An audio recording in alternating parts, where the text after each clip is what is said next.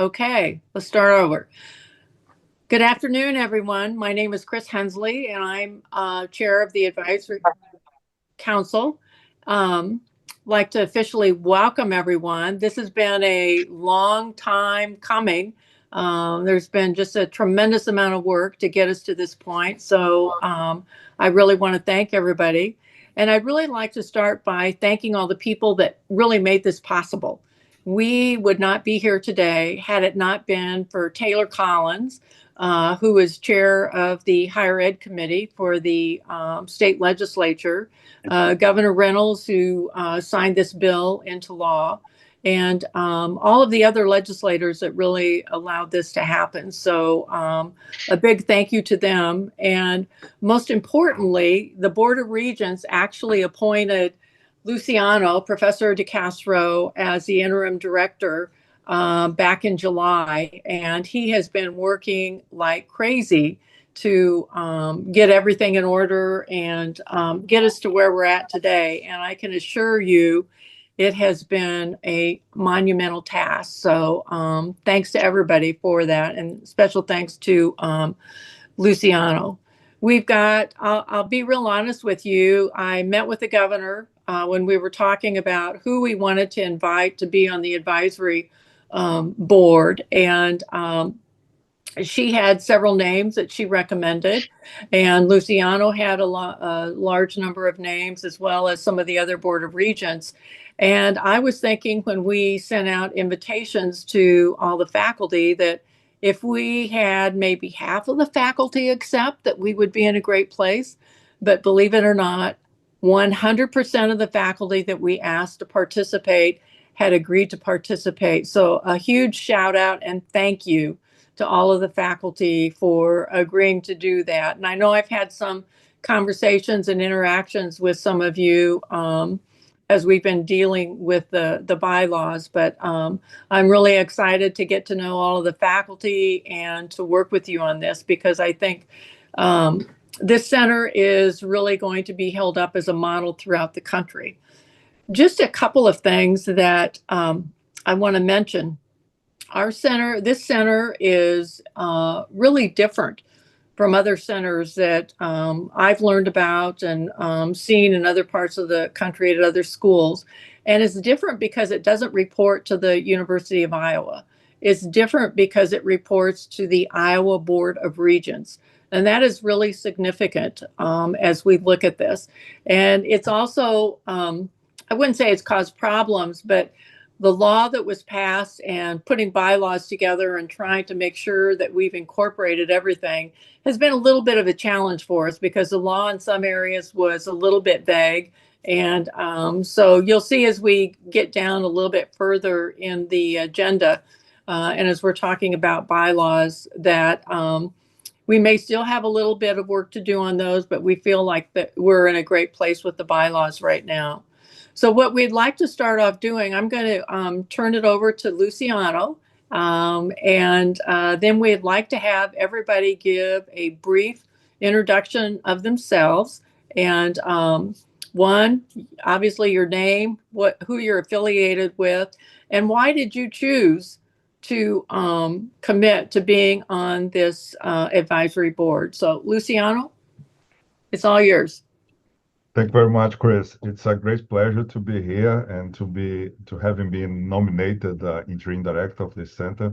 I want to start by saying, as you said, that Taylor Collins was really important in making this center exist. But the Governor Kim Reynolds was really helpful and tremendous support for us. And she made a point of inviting each of the scholars in our advisory council personally and directly. And this was really important because, and then it goes back to you, all the members of the advisory council, but the scholars that will help us to build this center with high standards of academic excellence. That's actually what we want to do. So I want to be brief. I want to express my gratitude to everyone that's helping this center to be a success, as Regent Hensley just said. I will share my screen just we just think that this would be a nice way. Do you see? This is our website that's live. Actually, it was just a few days ago. I hope that everyone is seeing this. Yes. And this is the advisory council. We said together with Regent Hensley that maybe we just go through the list here and then everyone just introduce themselves. So Ambassador Branstad, we're going to start with you. You have to unmute, Ambassador.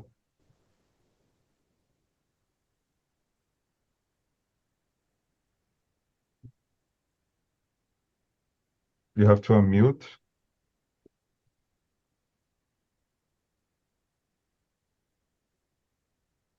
Hello? Well, I want to thank Chris Hensley and Luciano for their good work in putting this together, and I'm proud to serve and look forward to working with all of you. I think this is a very important project for our state and for our universities. So I think people pretty much know my background, so I'll just say I'm excited to be participating in this along with all of you. Thank you, Ambassador. Reynolds. Yes, hello everyone. Reynolds Kramer, CEO of Fairway Stores. Really honored to be a part of this group, and quite honestly, to continue to learn.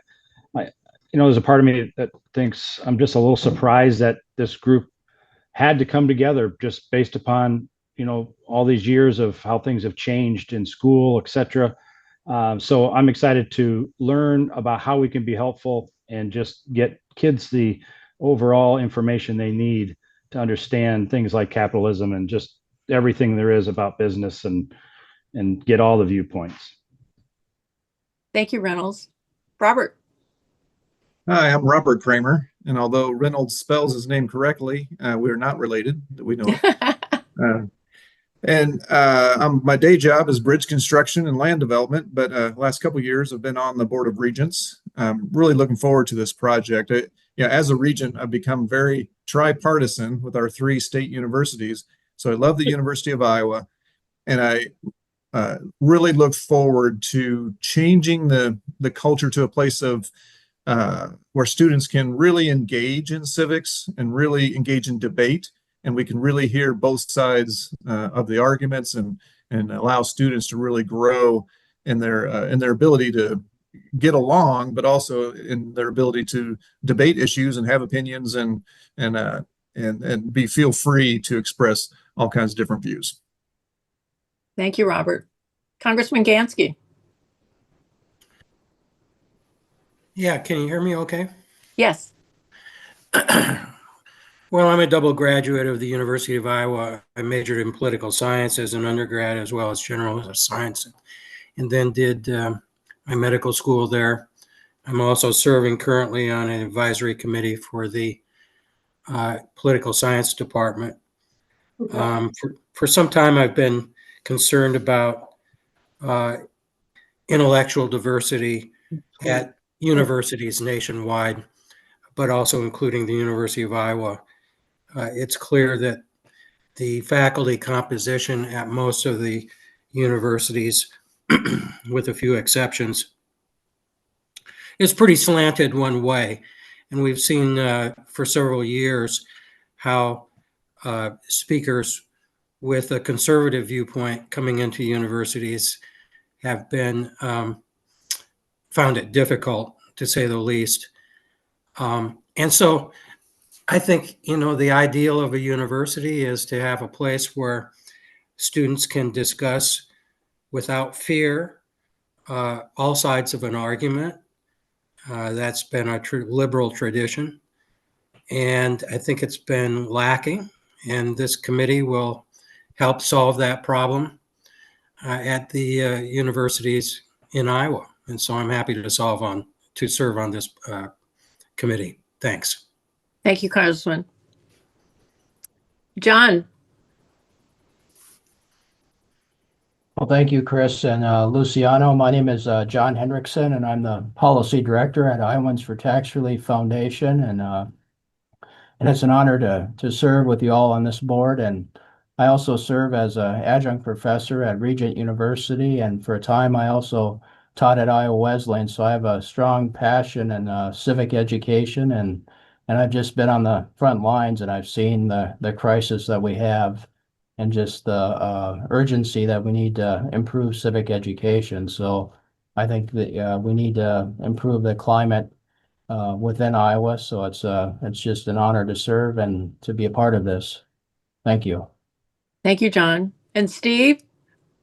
Well, good afternoon, everyone. I'm Steve Lacey, former chairman and CEO of the Meredith Corporation. I'm very flattered to be included in this group. I care a great deal about education, especially at this level. And as Reynolds said, preparing the next generation of leaders in our state and for our businesses. So I'm anxious to work with all of you on this important endeavor. Thank you. Jim? Thank you, Steve.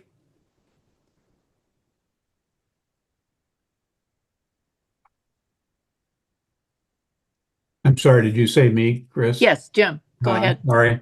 My name is Jim Lindenmeyer. I'm a past Board of Regent, and I just completed, when I retired from the board last April, that was my 50th year working in higher education in Iowa. Yeah, I'm a former community college president, and I also did some work in Washington for the National Job Corps Association. I'm honored to be on this committee, and I look forward to learning more and more about the issues involved here. Thank you. Thank you, Jim. And I think Liz was going to be late. Liz, are you on yet? She said that she would arrive around five. Okay. Peter. Hi, my name is Peter Mathis. I serve as Senior Advisor to the President, Vice President for External Relations at the university. Prior to coming to the university 15 years ago, I had worked for Congressman Leach for a couple of years, our former member of Congress from here, and then spent 8 years working in the Senate Republican Caucus in Des Moines. So just happy to be the representative of the university and look forward to working with you all. Thank you, Peter. Mike Richards.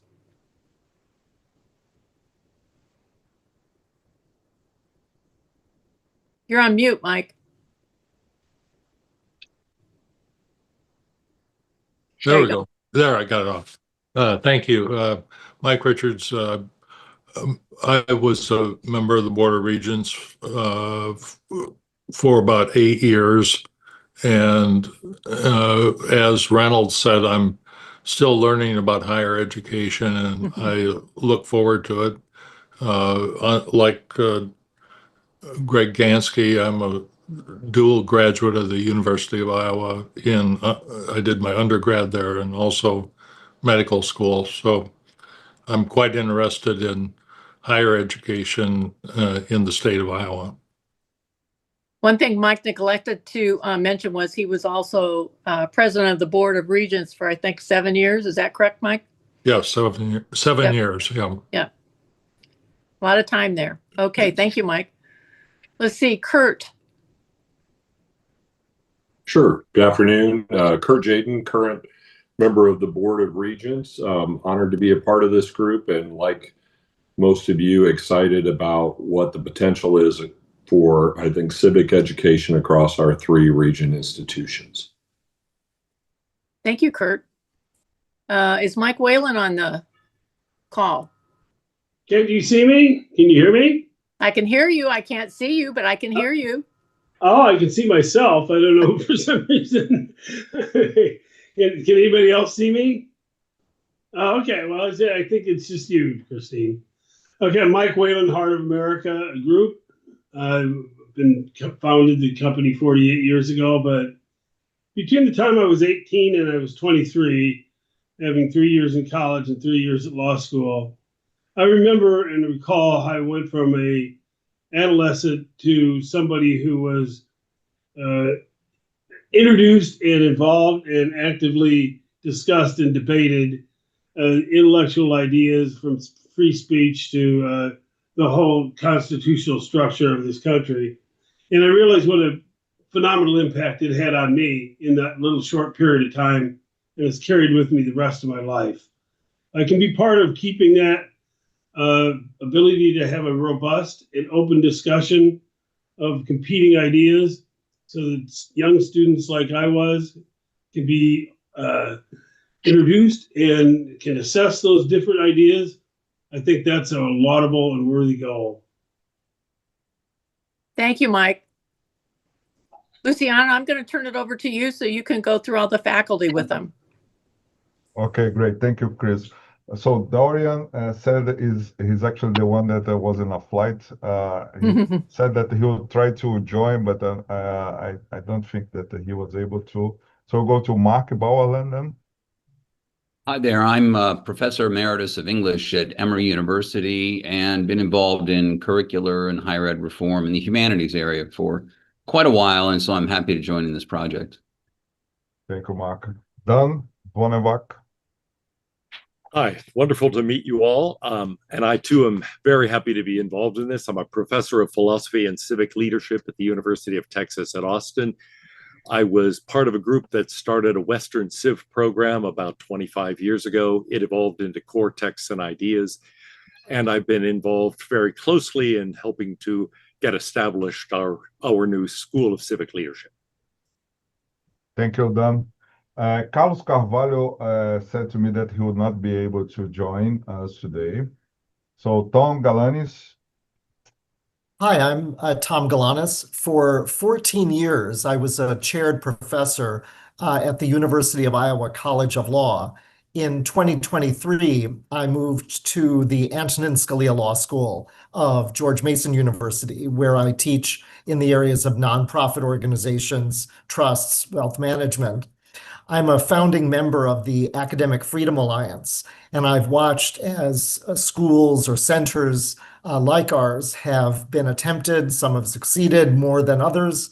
I'm absolutely delighted that the legislation has established this center at an institution that I still very much feel is one of my homes, the University of Iowa. And so I'm delighted to be helping out here on the advisory board. Thank you, Tom. Joshua Katz. Hi, I'm Joshua Katz. I'm a senior fellow at the American Enterprise Institute, where I'm interested in all sorts of things, including higher education. I was a professor of classics and the humanities at Princeton for almost 25 years before my current role. The previous speaker, my colleague, mentioned the Academic Freedom Alliance, which was in fact conceived in my backyard, a conversation between Robbie George and me. I care deeply about universities. I love universities, or at least I love the idea of universities at their best, and I care about freedom very deeply, intellectual and otherwise. So I'm delighted to be here. Thank you, Josh. Sergio? Yes, I am a professor of mathematics, Sergio Kleinerman, professor of mathematics at Princeton University. So I've been involved with Joshua and other people in all sorts of activities concerning academic freedom and freedom of speech and the health of university. I strongly, even though I'm a mathematician, that the STEM is in better shape than the rest of American universities. I am deeply concerned that in reality, social sciences, humanities, and so on and so forth have a bigger impact on the country than the relative health of the STEM disciplines. So I'm very happy to be helping with the board. Thank you, Sergio. Richard? Hi, my name's Richard Lowry. I'm an associate professor of finance at the University of Texas at Austin, and I've been involved in various ways in various higher education reform efforts for basically since I got tenure. But yeah, that's me. Thank you. Go, Richard. Ivan? My name is Ivan Marinovich. I am a professor of accounting at Stanford Business School, and just like Joshua, I love the idea of universities, and I've been also involved in the academic reform discussions at Stanford. So I'm very excited about participating in this project and under the leadership of Luciano. Yeah, I look forward to working with all of you. Thank you, Ivan. Wilfred McClay. I think he had a problem, but I was not sure if he was going. Sorry, maybe he didn't join. Nicola Persico. Hi, I'm Nicola Persico. I work at the Kellogg School of Management at Northwestern University. I'm an economist by training, and also previously a colleague of Luciano. So delighted to be here. Thank you for having me. Thank you, Nicola. And also, Josh. maybe I should say I have to drop off at 5 p.m. Unfortunately, there's something that came up. So, but I'm good until 5. Okay, Thank you. Josh Rao. Hi, everybody. Josh Rao. I am a professor of finance at Stanford and also a senior fellow at the Hoover Institution, frequently involved in a number of economic policy matters. I'm so happy to be part of this. The mission of the center and the commitment to free and open inquiry is just kind of speaks to all of my values. I think it's wonderful that the center is going to be able to offer courses and develop certificates. And I think it's also great to hear from everybody the idea that we're going to have both civics, political philosophy, public policy, as well as direct applications to capitalism and business. I mean, I think these are things that really matter to students who are going to lead lives of meaning and prosperity. So very happy to be part of this. Thank you, Josh. Harold. Yeah, hi, I'm Harold Uhlig at the University of Chicago. I'm at the economics department here. I'm very pleased and proud to be part of this initiative. This looks like a very promising and very important initiative, and I'm so glad that it got started. We have our hands full in getting good things done and changing the university world as it is. I mean, there's much is broken, and if we can make a bit of a dent in improving matters, I think that would be absolutely fantastic. Thank you, Harold. Outstanding.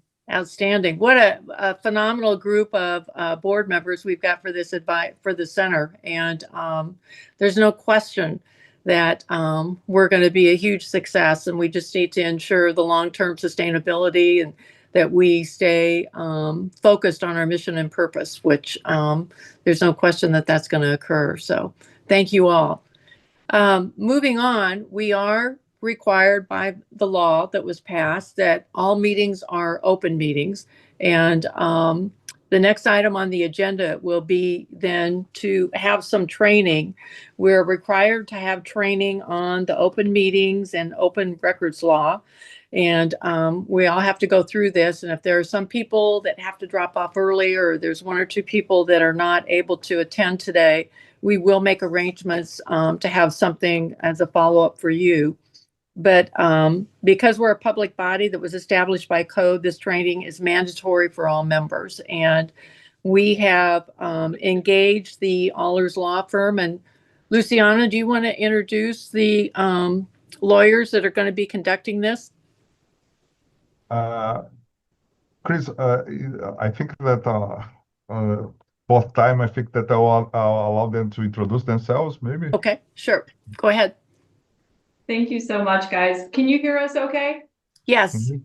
Okay, perfect. Hi, I'm Siobhan Schneider. I'm an attorney with Allers & Cooney Law Firm, and I'm here with my colleague, Elizabeth Heffernan. Hello, everyone. Thank you so much for inviting us to kind of share in this learning opportunity with you. We appreciate your the center's commitment to learning about the open meetings and public records law and to ensure compliance. So for that reason, we really appreciate the opportunity to be here, and we're going to go ahead and get started. And I think we're going to take just a quick moment, if that's all right. We're just going to share our screen so that you guys can kind of see the materials that we're going over. And we'll go ahead and kick things off. So give us just 1 second here, and we'll start sharing.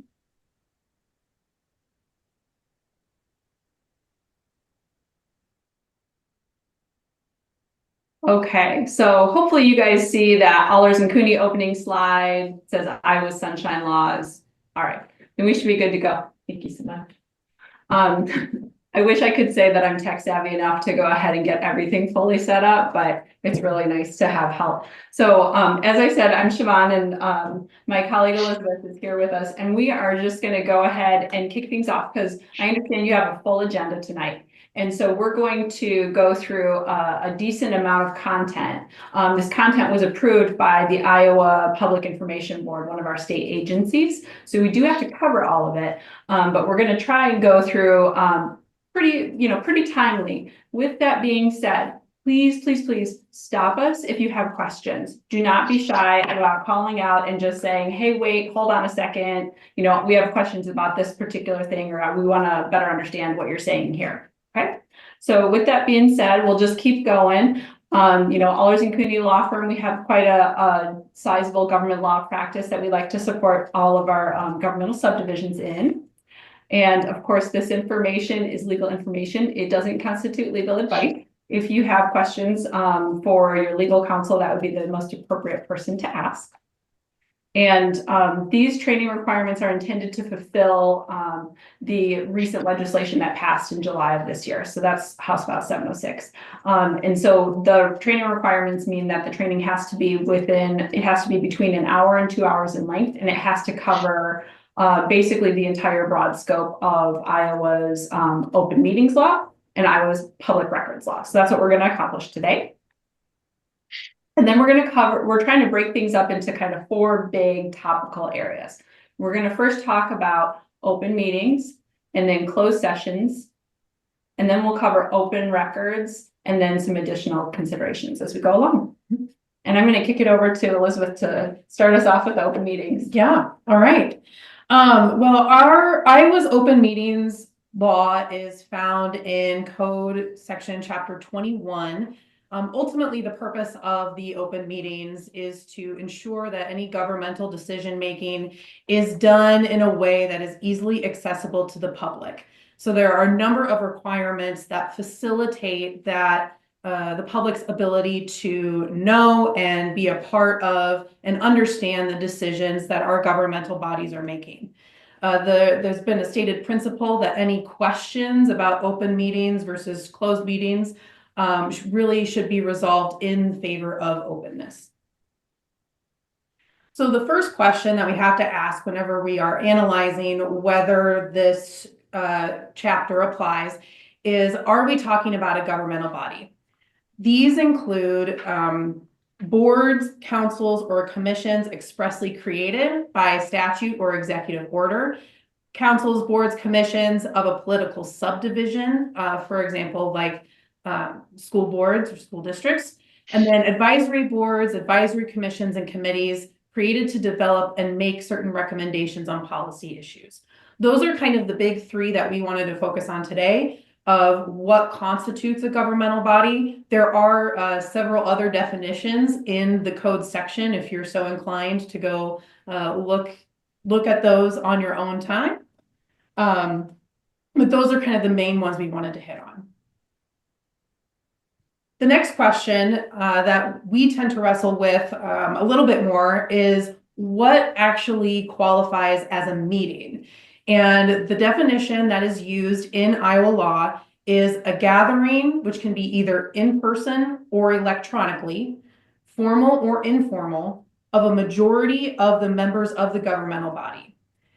The next piece of that definition is that there will be deliberation or action upon any matter within the scope of their policymaking duties.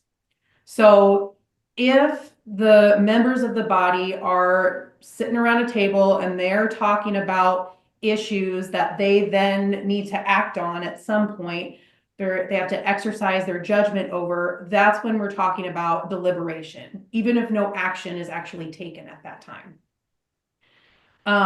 If there are discussions about people's opinions on certain matters that the governmental body will need to accomplish, if they're talking about the reasons behind those opinions, we're getting into deliberation territory and potentially a meetings issue. Action can mean a motion, a resolution, or ordinance.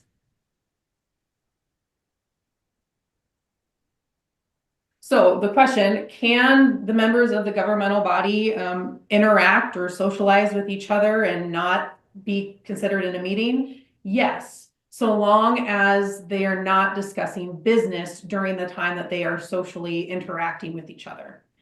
So Chapter 21 does exclude from the definition, events that are attended by these members of the governmental body, it's like social, political, or civic events, so long as we don't devolve into deliberation on policy issues. So essentially, no work talk outside of work. It's a little bit tough too, Yeah. because I will say, you know, I know many of you folks are from outside the state of Iowa, but we're not a population heavy state. So Iowa is one great big small town, and it is almost impossible. Like, you can go to Thanksgiving dinner and have a quorum. That is the reality. So you just want to also be mindful of the public's perception of, you know, hey, I see them all at the coffee shop. Why are they gathering? What are they talking about? Right. Yes, that's so some good rules of thumb if you're getting into a situation where you're wondering, hey, are we getting to a meeting point? The Iowa Public Information Board has kind of provided some guidelines on comments or discussion leads to potentially avoid, so that you don't end up having to question whether or not we're in an open meeting situation. Okay. Best practices. Could I ask a question? Absolutely, yes. Could you just go back 2 slides? 2 slides. Right there? Well, one, sorry, the next one, forward. Right. Right. So can members get together socially? Yes, but they cannot discuss business. But the slide before said something about a majority. So does this mean that 2 members cannot get together or and discuss business, or is it only apply when it's a majority? So this crowd is filled with A+ students. Yes. You guys are catching things very carefully, which is great. And yeah, that you're right. You're spot on. It's the question is whether or not it's a majority of members that have gathered to discuss business. That's the threshold. And again, there's also that consideration, right? Especially if you are at a ministerial or a social gathering, that even if you don't necessarily have a majority together, what does it look like to the public if you're all sitting together and talking together and they know that you have one thing in common, your service on this particular committee? Yeah. But there would be a distinction of the legal definition between the majority of members and then just 2 of the members, for example. Yeah. Great. Understood. Thanks. Yeah. Just a quick question, Mark Bauerlein here. By business, we mean specific issues coming up before the board, correct? Not higher education in general. Matters that the board or the governmental body would have jurisdiction over, essentially. So things that you, as the governmental body, would be able to make decisions on.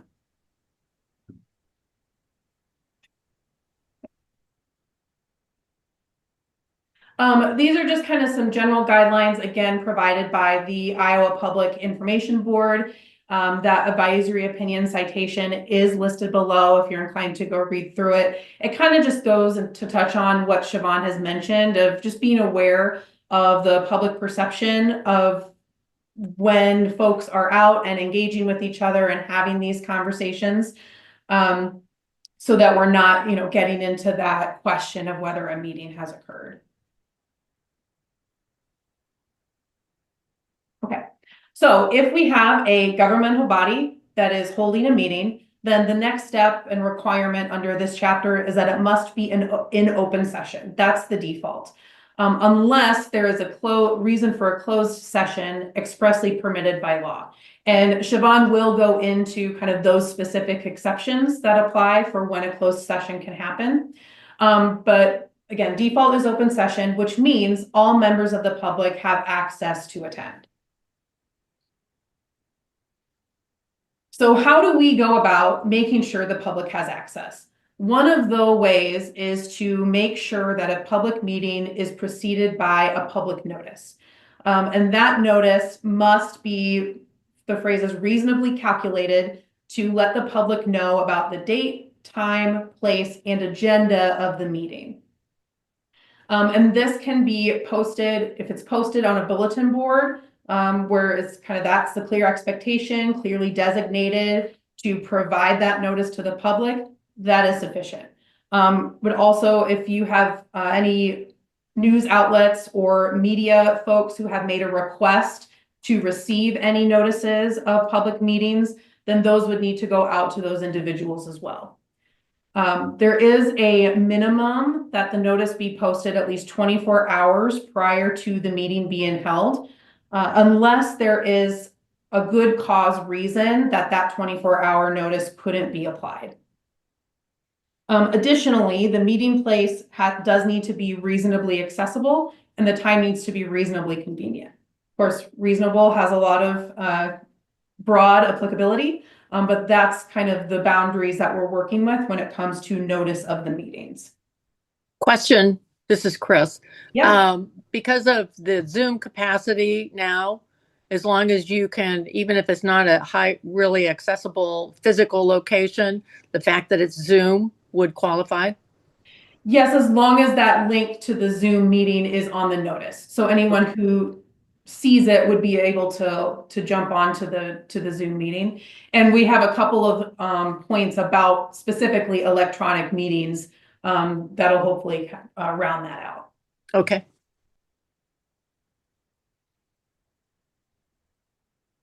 Okay.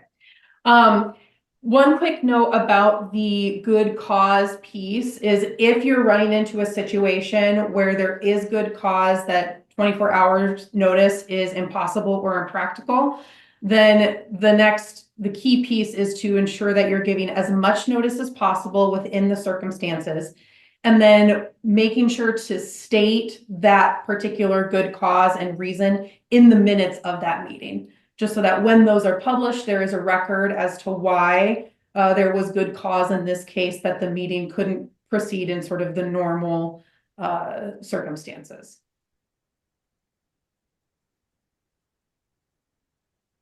So a couple points about rules of conduct at meetings. The public can use cameras or recording devices for meetings that are held in open session, but the governmental body can make and enforce reasonable rules of conduct at its meetings. And the purpose of which would be to ensure there is orderly conduct and prevent interference in the happenings of the governmental body. The key, of course, here is going to be that the rules are uniform, applied neutrally, and applied across the board to everybody who's participating, and don't rely on the content of the speech or whatever circumstances are coming up there. Public comment is only required by law at public hearings, but public bodies often do specifically allow for public forum at their regular meetings. I would just direct you to policies that are applicable to how those meetings are going to be held. For example, we work primarily with like K-12 school districts. In their board policies, they've set forth what meetings of theirs allow for public forums outside of what's required by law.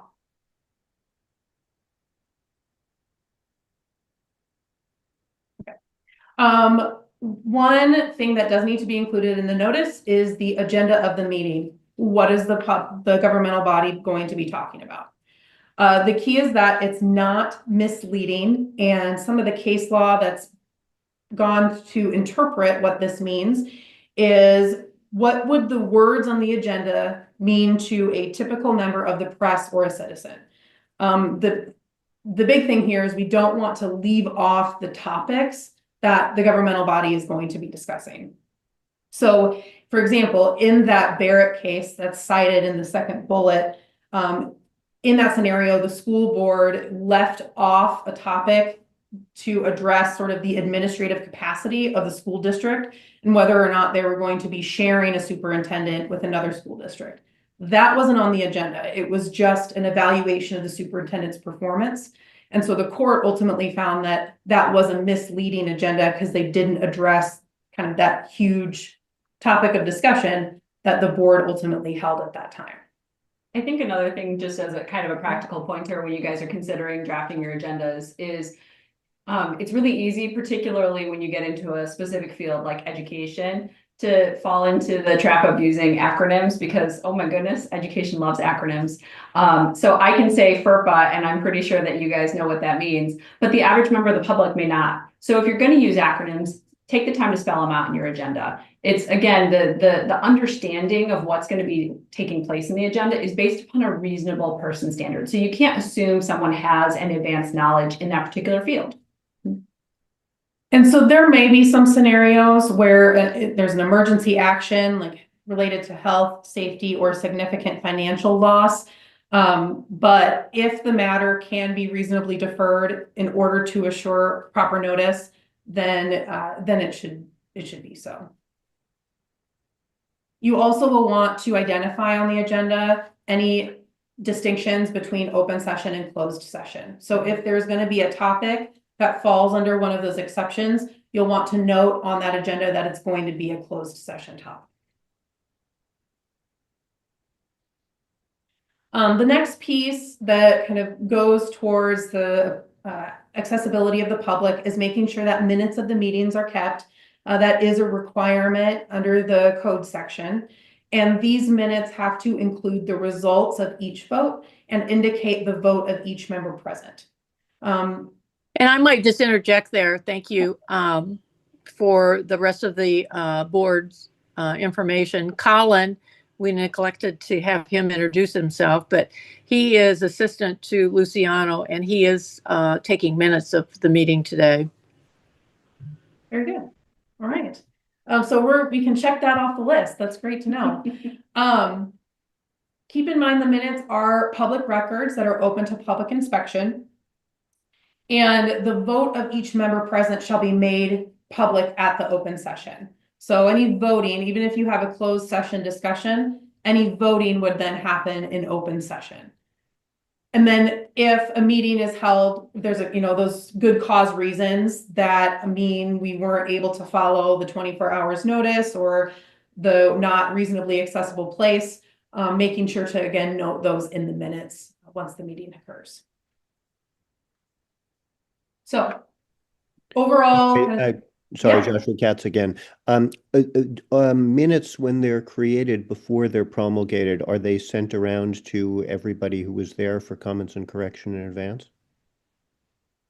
So I think different entities will do it differently, but I think probably what I've seen the most frequently, and this is another great question, you guys are a good group, is that you'll have the minutes from the prior month's meeting, we'll say, and then they're considered in draft form and they show up on the agenda for the subsequent month's meeting. And that's the time at which the board members will typically review it. And if they have any corrections to offer, they can offer them at that time. And then once and people agree, yep, that's an accurate reflection, then they're approved from the prior or from the prior meeting, excuse me. So it's actually an agenda item at your future meeting. But it's not required by law to do that. This is just best practice, what you're explaining? Gosh, a tricky question. Let me think about this. I'm trying to review in my head. The legal requirement is for publication of the minutes. They have to be sent for publication within 2 weeks of them being taken. Is that only for school districts? I'd have to recall. I guess my suggestion would be, especially if there's going to be deliberation about any corrections or people want to review it and make sure that everything is accurate, you probably want to have it as an agenda item, just so you're not then again risking that deliberation piece of the open meetings. Yeah, but I'm making a note because I want to find out the answer to that, and I can send it to Colin after we're done. Yeah, it's a good question. Can I just interject here also, because I think it's important. This group, the full group, is required by the law to meet once a semester. Now, there's a high probability that it might be another time or two per semester, but there will be an executive committee that will meet more frequently. So would it be realistic that the executive committee could be approving the minutes so that they could then be published and made available on the website? That's a good question. Yeah, I think that's going to go hand in hand with what I'm going to look up. So yeah. I'm adding that one too. Okay. You guys are creating quite the honey-do list for us. And related to that publication, so Regent Hensley just said, I believe publication on the website. So that's what publication here means. It goes on the website of the center. Yes. Yes. Thank you. Yeah.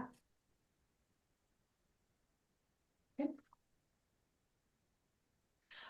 These are just kind of a couple of exceptions to the public notice requirement. They're very specific and don't happen very often, but we wanted you to be aware of when that might occur, particularly if a public meeting is convened and then there is a recess and then you come back.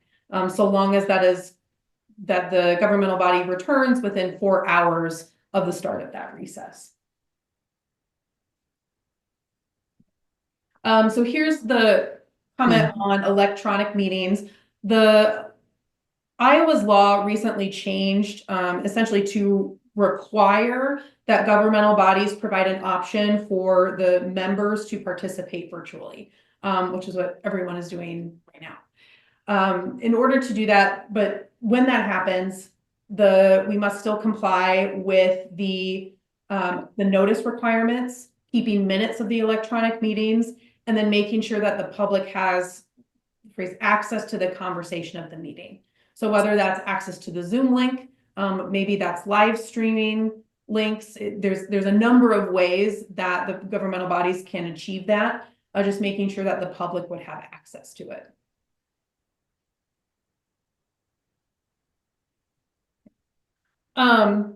One issue that can come up in the daily happenings of the governmental body is whether the members can email or text each other about the governmental business.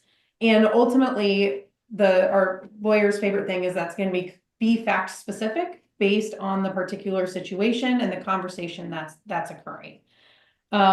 As a reminder, the definition of a meeting is to have a gathering either in person or electronically of a majority of the members.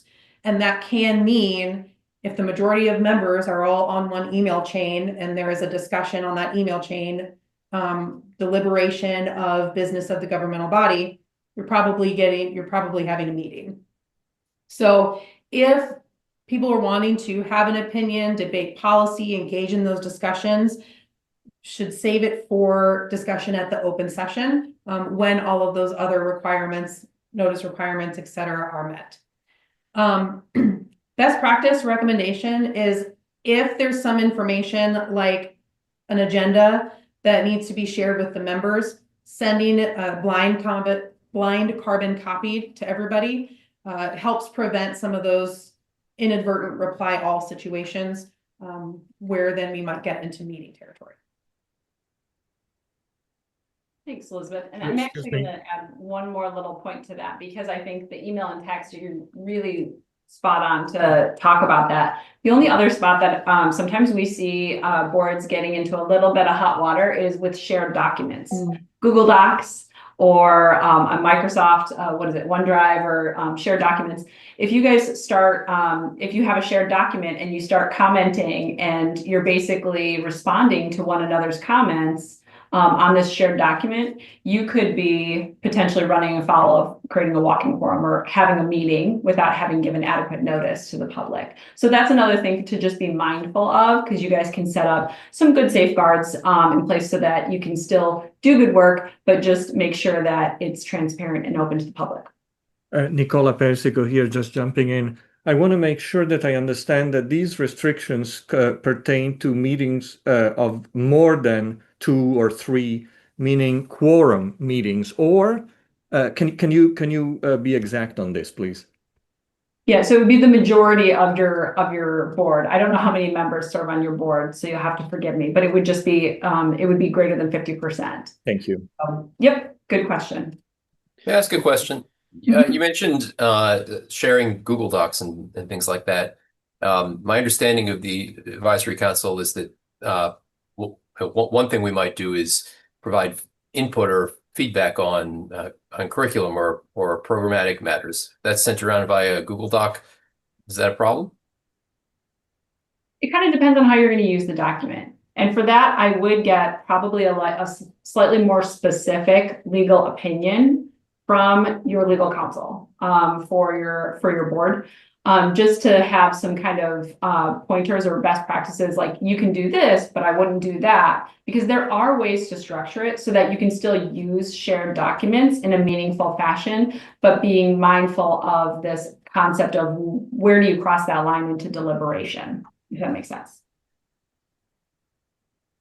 And I see that, and I do see that happening periodically as we're discussing course curriculum and some of the different activities and events that we see that Luciano will be setting up.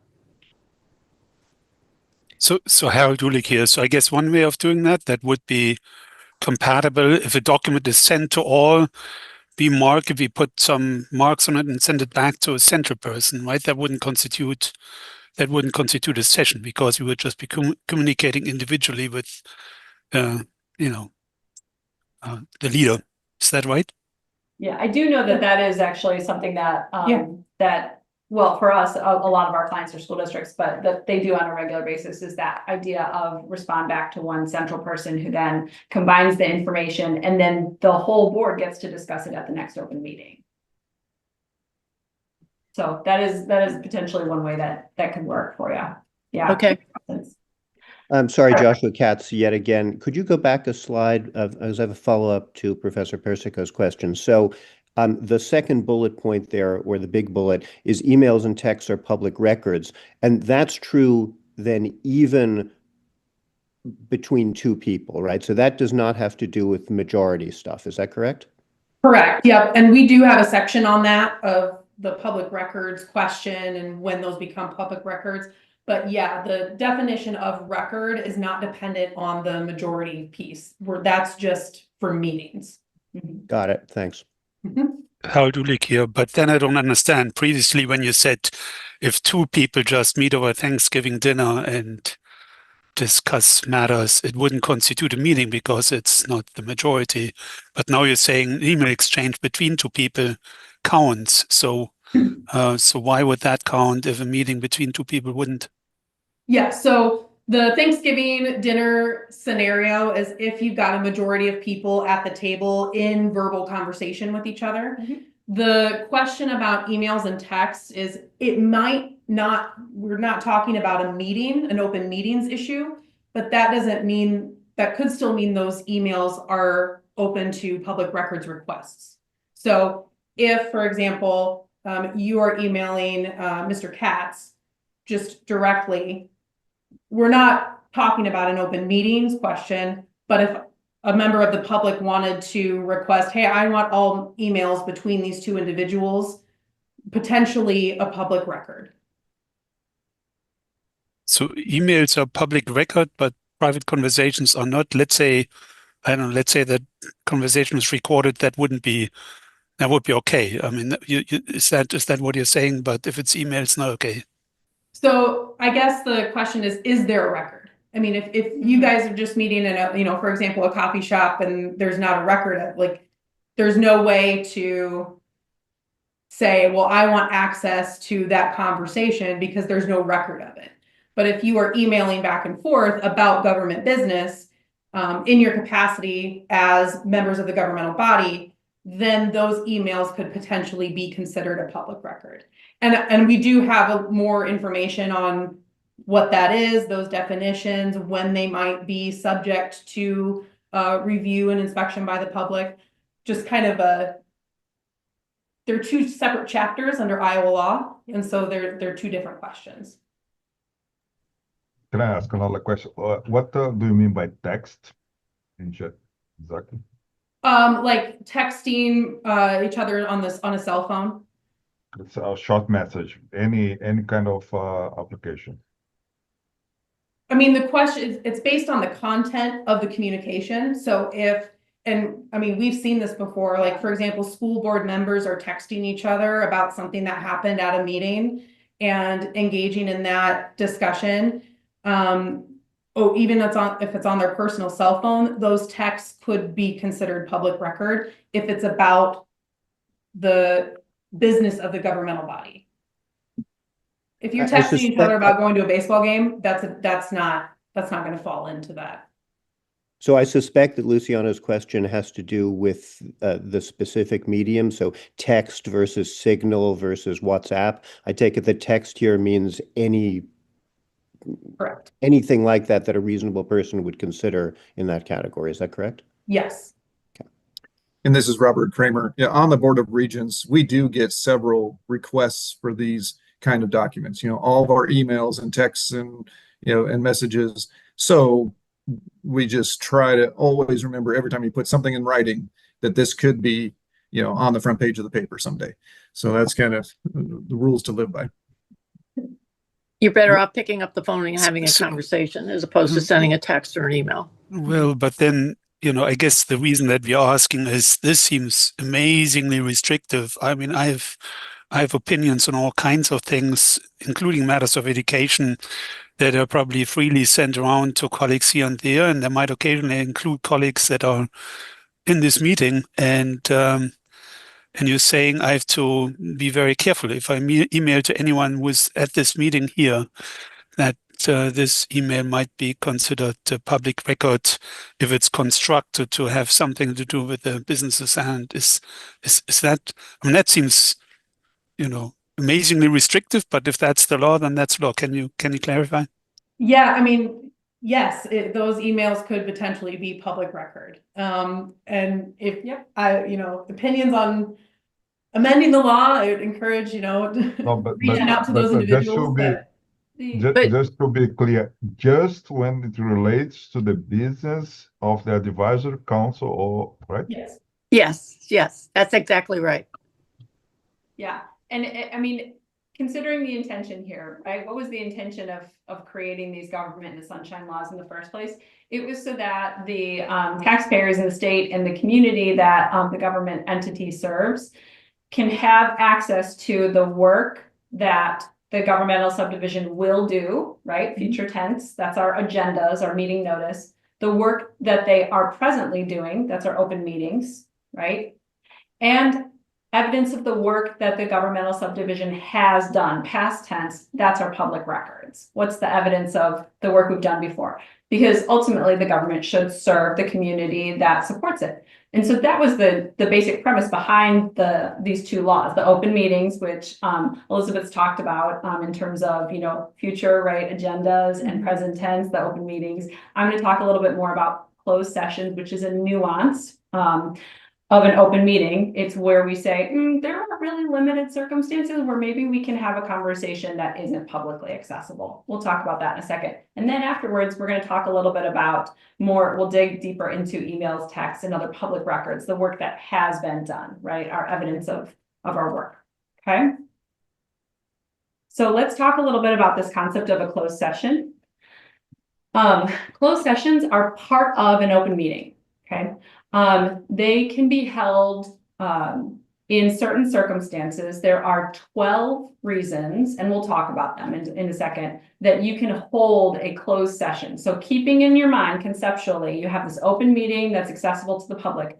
A small portion of it could be a closed session. It could actually be a large portion of it, but it's part of the open meeting. So you're still going to need to provide notice that the closed session is going to take place. We'll talk about how much detail you have to provide, and you have to go through a specific process to decide whether or not it's appropriate. So with closed sessions, they can be held after a 2/3 majority vote. If all of the members of your council are present, you need 2/3 vote to decide to go into a closed session. If anybody is absent, you need a unanimous vote to go into closed session. Okay, this is a pretty high threshold, and they do that for a reason, because if you're ever unsure about whether or not you should go into a closed session, you should always favor staying in the open. Government in the sunshine, right? Decide to be in open. So we'll talk about that a little bit, but that's the standard that you need to meet to vote to go into a closed session. Quick question. I'm sorry, just a quick question. Mark Bauerlein here. Will there be a general counsel attending our meetings to advise us if any ambiguities come up with procedures? We will, I can answer that, I believe. The Board of Regents has legal counsel, and they will be supportive of us. Whether or not they actually attend the meetings, we'll follow up on that. But as we've gone through the bylaws and been doing preparation for this meeting today, we worked specifically with the Board of Regents legal counsel. So let's talk about some of the reasons why you can go into a closed session or what you can use it for. The first one would be to discuss confidential records. Okay.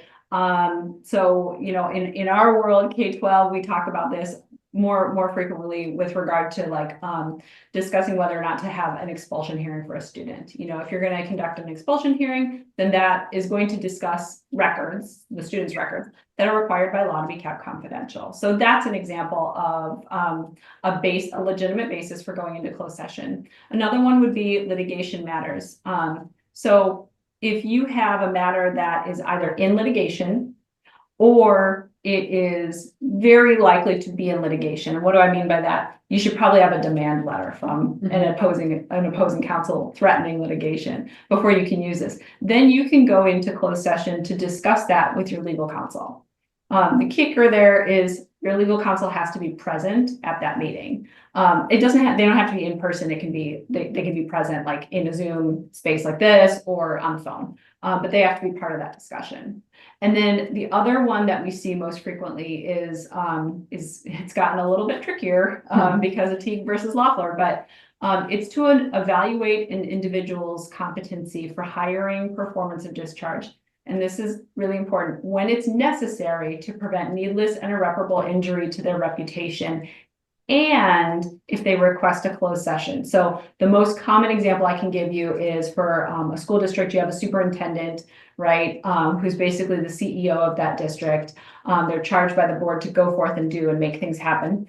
And you need to evaluate them. In order to go into a closed session, qualifying closed session, the superintendent has to send an email that says, I would like to have a closed session, and it's necessary, I believe it's necessary to prevent needless and irreparable injury to my reputation in order to have a full and fair assessment of my evaluation, right, of the work that I've done. So they send that email to the board puts it on the agenda.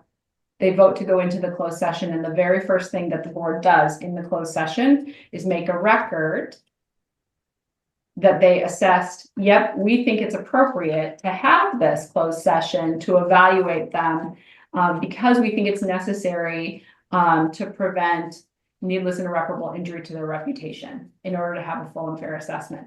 Does this feel nitpicky to you guys yet? Just wait, there's more. This part of a closed session, this example of a closed session can only be used when it's anticipated that comments that would be harmful to the person's reputation are going to be made.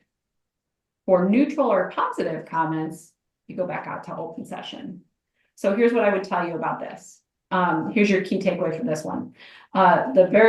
Hopefully you guys really, honestly, with the function of the work that you do, this won't come up for you. But if it were to come up for you, then you're going to work closely with your legal counsel the first probably several times that you use it. Okay.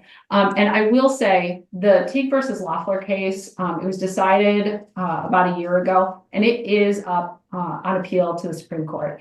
I don't know if they've done oral arguments yet, but we are watching this one closely and hopeful that that these additional restrictions get overturned. I could see the closed session coming up for our group, for the center, when we go through the hiring process for the permanent director. There may be individuals that would request to be interviewed in a closed session. Yes, yep, absolutely. That would be an appropriate time to consider whether or not you could use this. And so again, I would definitely invite your general counsel to those meetings and to help you structure the agenda properly, especially the first few times you do it. Yep. Yeah. So we talked a little bit about this. You have to have your vote to enter into a closed session. The reason for holding the closed session has to be listed on your agenda in advance. You have to cite to that portion of the law, and you should put the actual wording of that section on your agenda. And then you're also going to state it publicly and enter it into the minutes. So big picture, what do you have to know if you know nothing else about closed sessions? Number one, you don't vote in a closed session. Do not take any action, any board action in a closed session. Closed sessions are for discussion only. And number two is you have to stay on topic. Remember, these exceptions are really narrow, and they're narrow for a reason. So if we were to, let's say we were board members and we decided to go into closed session to discuss, to evaluate our superintendent, and we wanted to discuss the new roofing project for the high school, for our school district, because, you know, technically, I mean, the superintendent oversees everything in the district, so that's part of his evaluation. That is not going to fly. And actually, IPIB and sometimes the courts will say that's really an unacceptable use of closed session. So stay strictly, narrowly on topic. And this is where you guys have to police yourselves. So, yep. All right. Let me see. We talked a little bit about some of the things in closed session, but a couple other really important points. And Colin, this might be for you, but also the board can decide, other than the board members who are elected or appointed at the time of the closed session, there's no one else that has to be in that closed session, okay? The board has discretion to decide who goes into it. So that could mean that your recording secretary, if for some reason you're like, I want you to step out for this one, you can decide to do that, that's fine. However, you still have an obligation to make sure that someone is taking really detailed minutes and making an audio recording of the closed session, because those have to be kept for a year afterwards.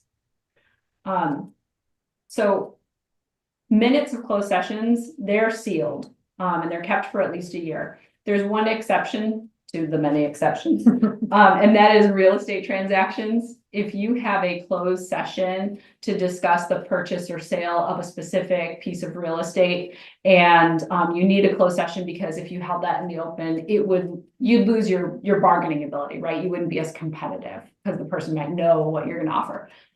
You can go into closed session for that, but as soon as that transaction is done, then those minutes become unsealed and those records become public.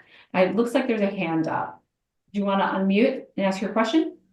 Yes, thank you. I have to get off now, and I just want to let you know that. Secondarily, just a couple comments. First off, I'm not the smartest person on this call by any means. There's a lot of really smart people. In fact, some of you could have helped me probably get through college better. But I did just serve on the DOGE committee, and I've been through all this before. I got to say, there's just a few things here that are a little different than was described when I was on DOGE.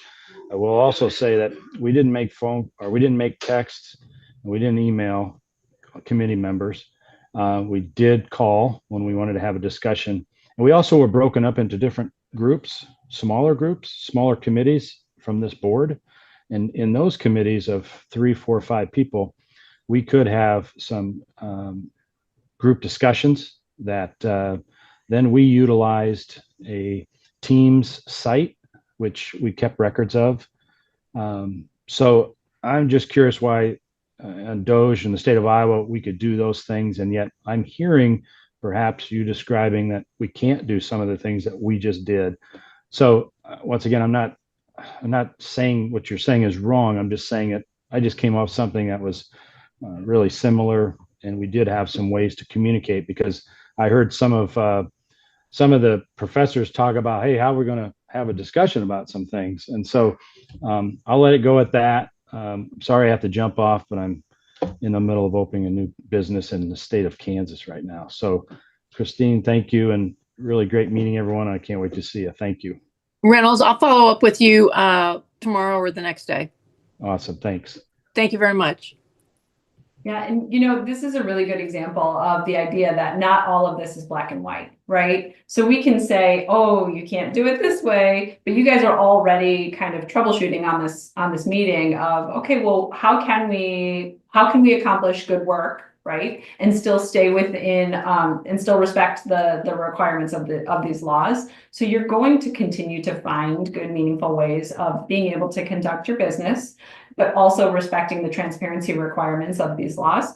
And what I would just tell you is, as you go along, don't be shy about looping in your general counsel and saying, this is what we would like to do. Does that work for us? Because it isn't not necessarily an all or nothing kind of game. And I'm glad that the gentleman brought up some of those comments of, well, we did it a little differently on a different committee and it was okay. Yep, because if you change things just a bit, you might be able to do some of this work and be in compliance with it. And that's where that good working relationship with your legal counsel is going to matter. So, yep. All right, so a couple more topics on closed sessions that I want to make sure that we get through. We talked a little bit about litigation. This has to be kind of imminent. You kind of need that threat, right? You can do certain personnel matters, right? Some if we're talking about specific confidential records in a personnel file, that might be appropriate to do it that way. We talked a little bit about the purchase or sale of real estate. Again, it should be a specific piece of property. The property is known, and you're talking about dollar amount, either for purchase or sale. And then that becomes public as soon as the transaction's done. To review or discuss confidential records. So this is really important for like cities and counties. They might have an emergency operations plan. How do you respond to a specific emergency, a cybersecurity threat, right? Something like that for a city. The emergency operations plan or the cybersecurity plan, that's something that in our state is allowed to be kept confidential. It should be kept confidential. And so anytime that plan needs to be updated or reviewed, you can go into closed session to discuss it. And then, of course, some law enforcement matters, particularly related to investigations and anything that's pending and hasn't reached final resolution.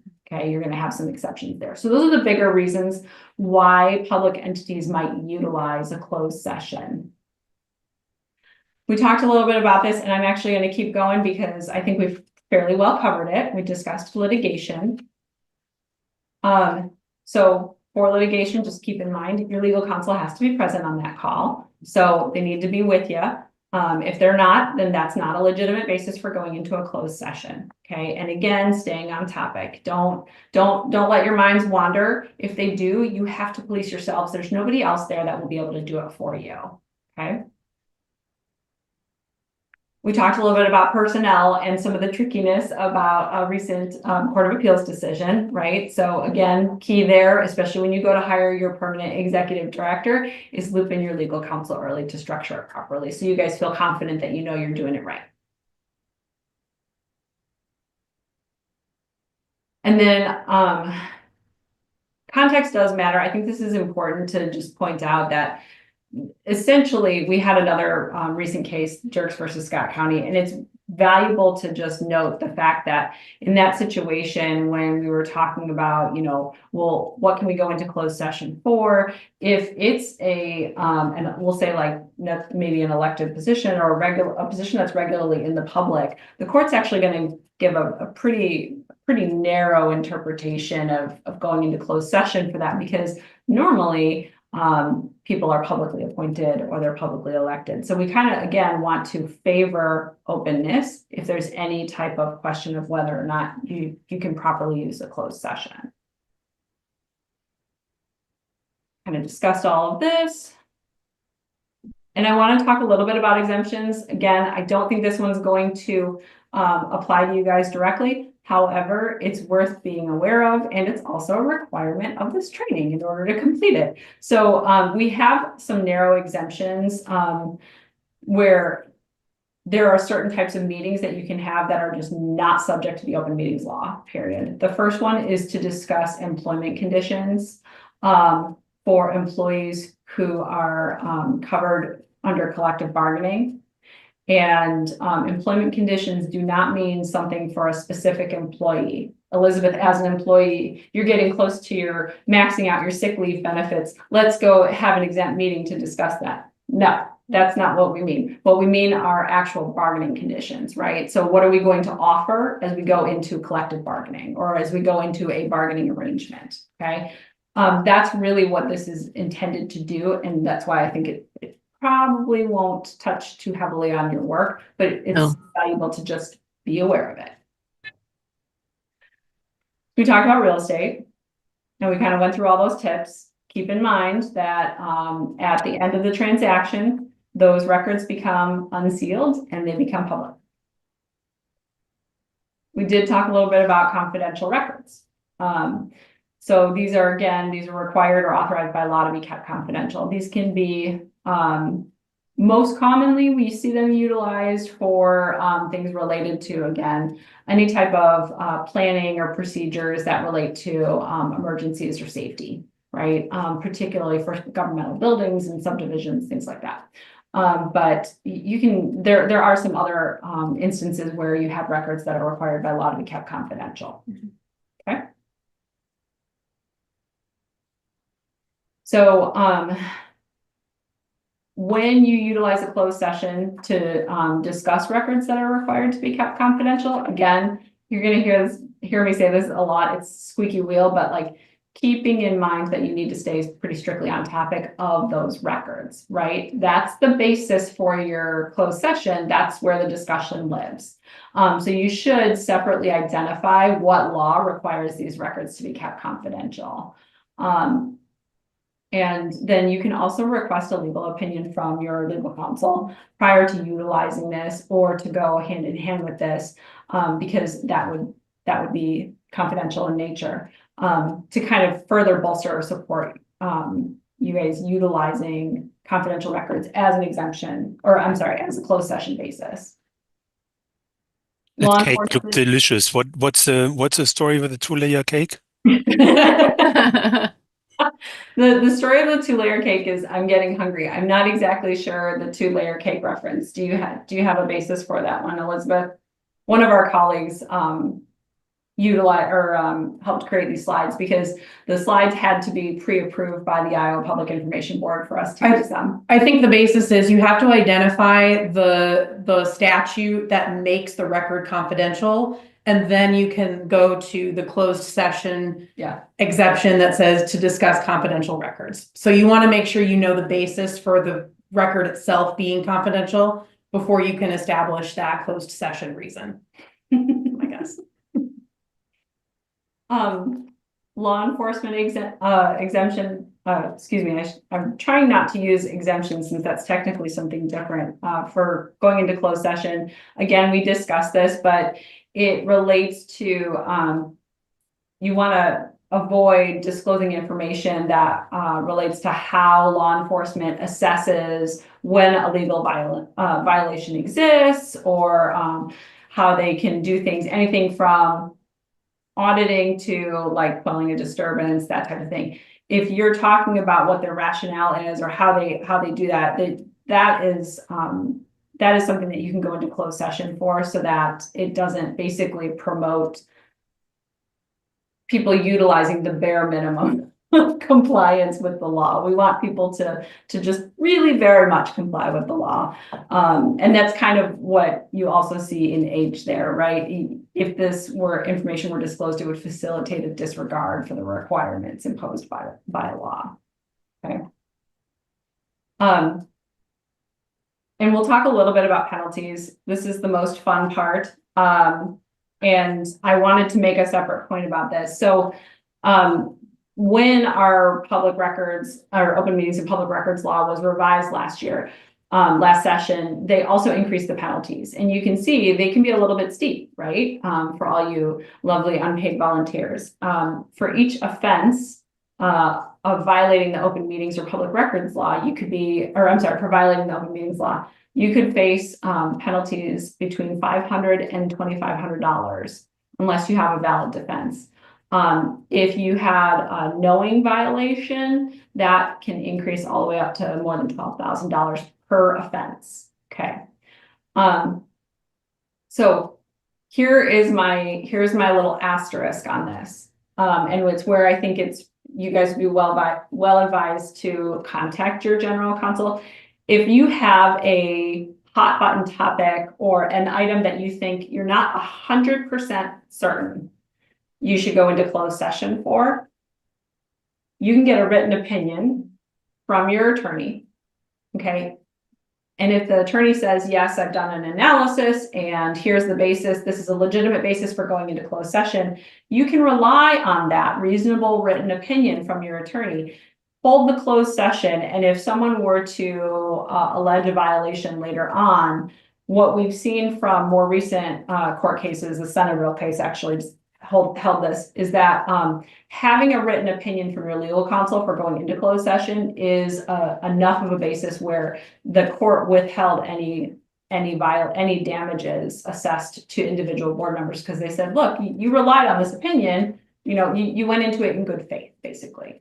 Okay, so that's my key takeaway for you when we're talking about violations is the small amount of time that it would take for you guys to get that opinion can be really valuable in the long run if anybody were to allege a violation.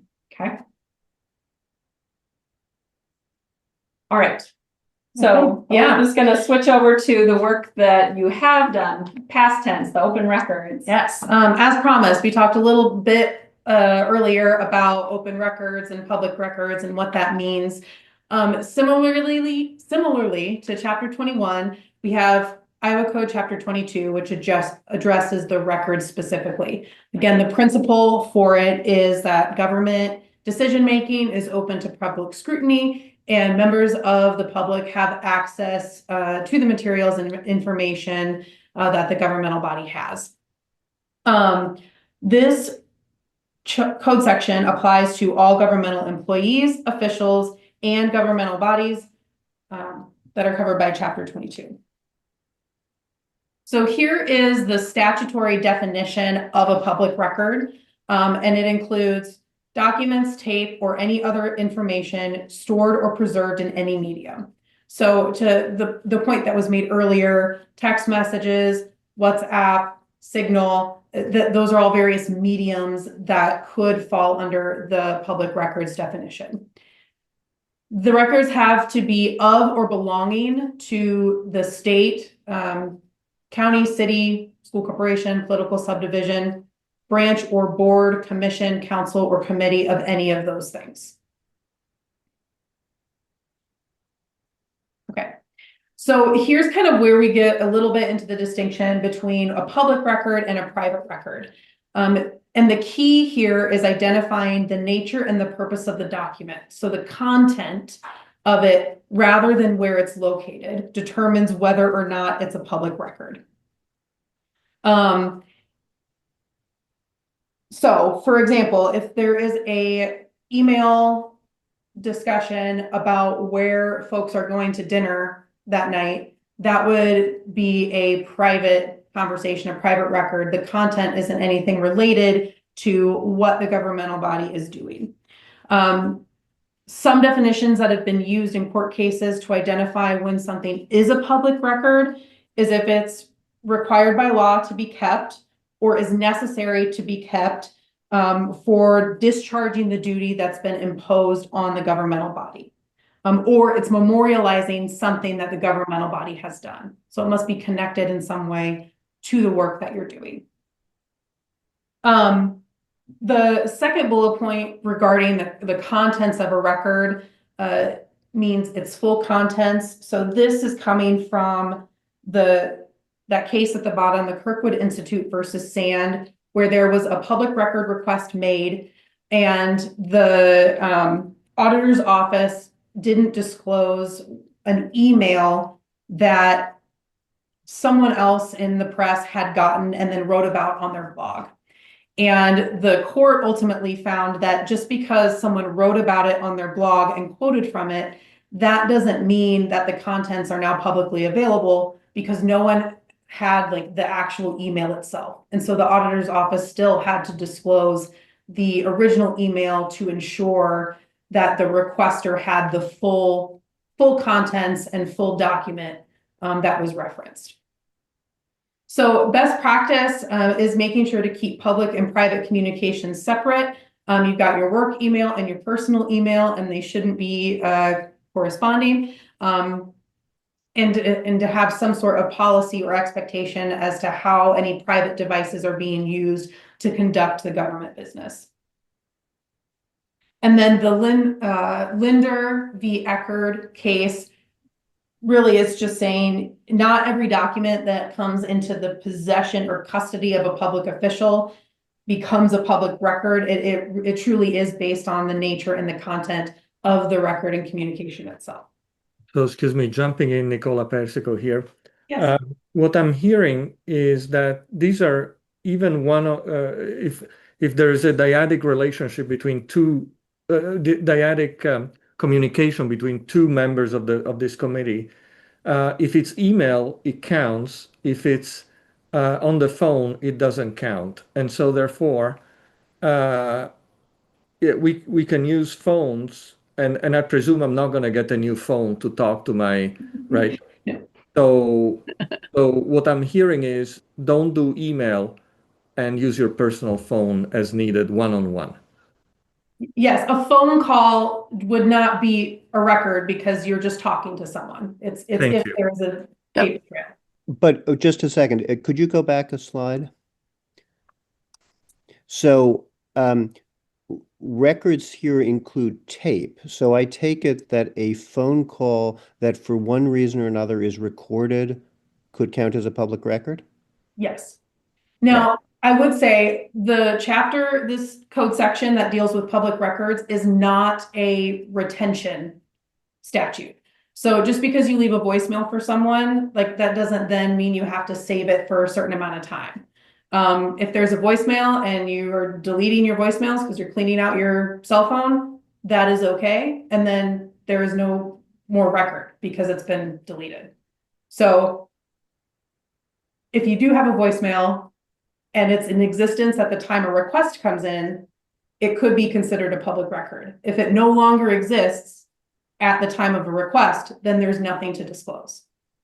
Right, but I guess I'm thinking here of one-party consent recording allowed, of course, in certain states, most states indeed. Yes. So, so not voicemails, but if I now speak on my personal phone to one of my colleagues on the current call on his or her personal phone, and we discuss something that is not just a matter of where we're going to dinner. And if for some reason or another, one of us happens to be recording it, do I take it that that is then a public record, regardless if it gets deleted?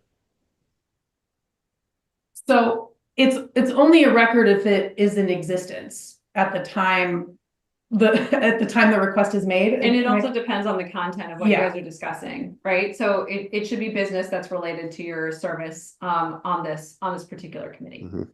If it's But- business that's unrelated to your service on this committee, then it's not going to fall on, it's not going to be considered a public record. So you have to first check content and then you can check the media. But this actually comes up, we see this increasingly in the new features that are available on electronic platforms. So Zoom is what we're using today, right? Zoom has an AI feature that automatically defaults to transcribing the conversation during your meeting.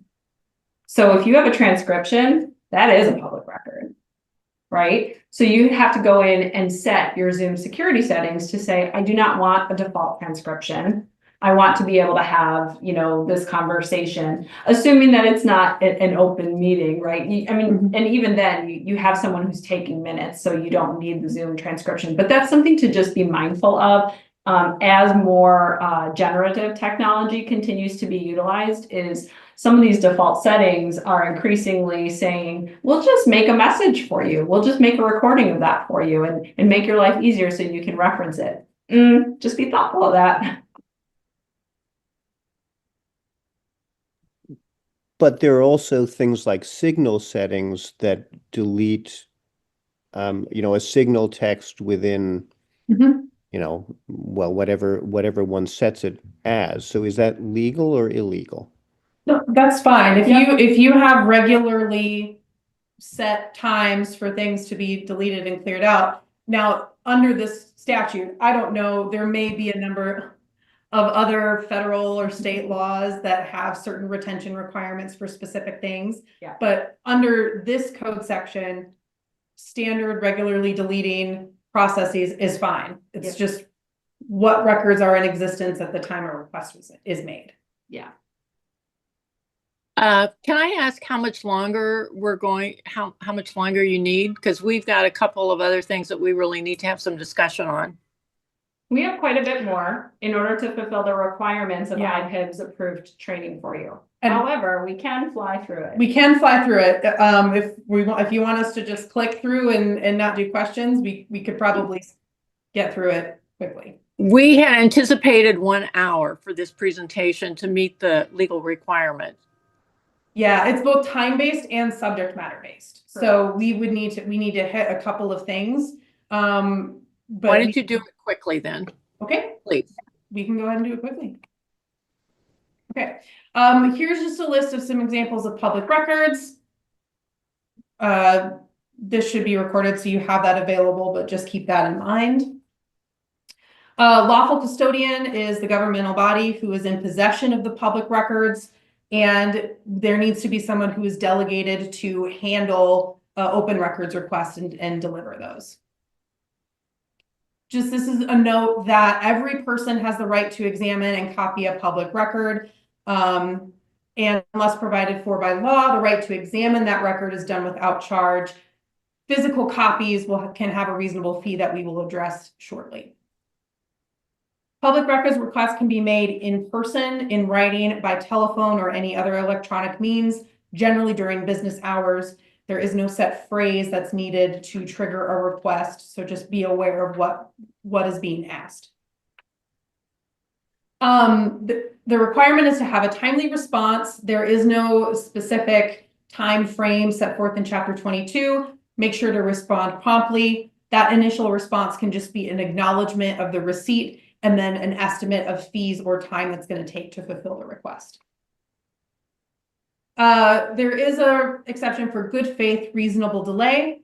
If you're seeking an injunction or seeking to determine if something is confidential and should not be provided to the requester, typically that should not exceed 20 calendar days, or at the outermost time, or 10 business days normally. Not a hard and fast rule. There's some case law involving factors of what is reasonable and what is not.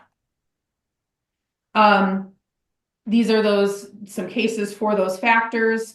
Really, it's a couple of different things. That would be promptness of acknowledgement, continued following up with the requester, and keeping them updated of the timeline, an explanation as to why things are taking longer, continued assurance that you plan to fulfill the request, and if you can produce the records that you have available on a rolling basis, that is also an indicator that you're planning to fulfill the request as written. Communication is essential. This is just a note to just keep in touch with the person who's making the request for the records, to let them know you're on it, you're working on it, and it's coming to them. A note on fees: there is an allowance for reasonable expenses that are acquired in examining and copying the records.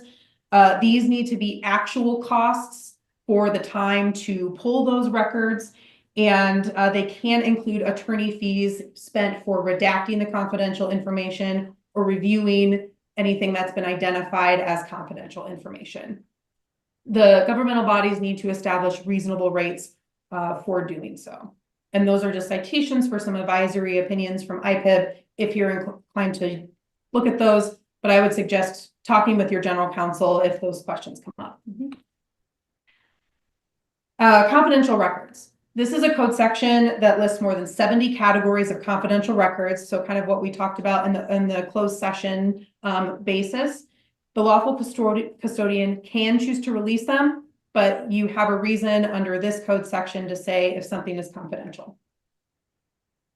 So examples of these: work product from an attorney, investigative reports, personnel records is a really big one that are considered confidential and so thereby are not needing to be disclosed under the public records rule.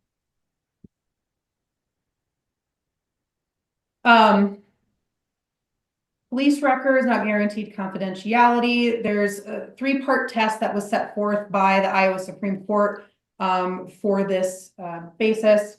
Probably not going to come up much for you guys. So, main questions if you get a request: does the record exist? Does it fall under any of the confidential 70 items of confidential records, or are they confidential under some other provision of law? when it comes to fees, one question is if the records can be produced in 30 minutes or less, then there should be no fee assessed for the copy, for getting copies of those records.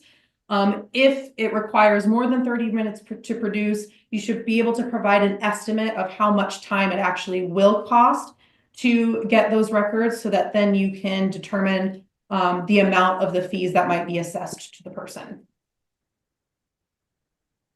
One thing to note is that settlement records have a specific code section for when they are considered a public record.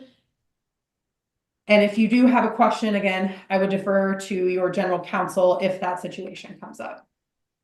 You can release confidential records if ordered by a court, if they're released by the lawful custodian, or by some other person who is authorized to release that information.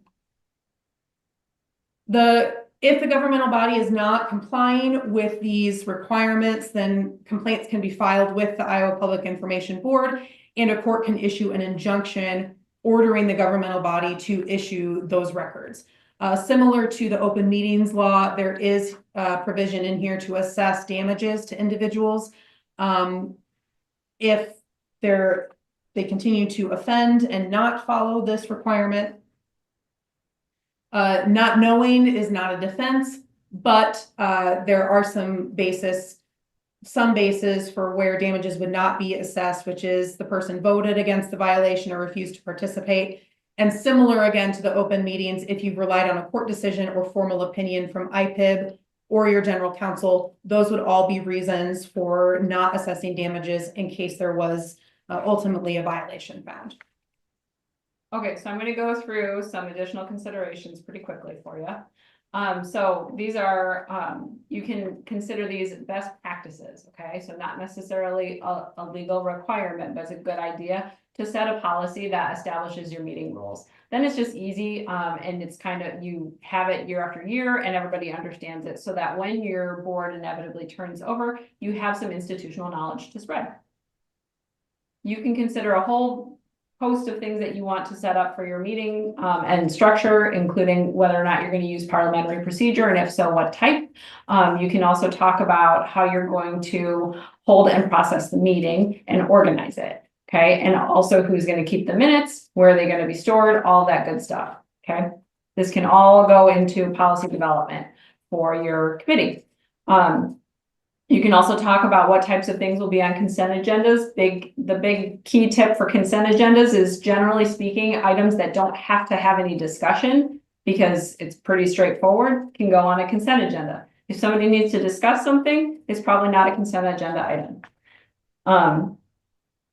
There can be other agenda sections. Again, some of this is just not going to apply to you guys in the nature of your work. I doubt that you'll have too many public hearings or budget items, but again, those can be set up and established separately. And you can always contact your legal counsel for specifics on how that should look on your agendas. So public participation, this one's a biggie. The public maintains a right to attend your meetings. They do not have a right to participate in your meetings by and large. Okay, you can choose whether or not to allot time for public discussion on your agenda. If you do that, you can determine what meetings you're going to allow it, what you aren't, when you won't. Maybe you don't do it for special meetings, but you do it for regular meetings. Okay. When you have public comment, just remember the key there is you can have time, place, and manner restrictions. So you can say every speaker has 2 minutes to speak. You have to enforce it equally for everybody, regardless of their viewpoint, right? We don't want to do any viewpoint discrimination. So time, place, and manner, that's fine. You can cap it at 30 minutes. We're not going to hear any, we'll hear as many people as we can in 30 minutes. Each speaker has a maximum of 2 minutes to speak, and you only get to go one time.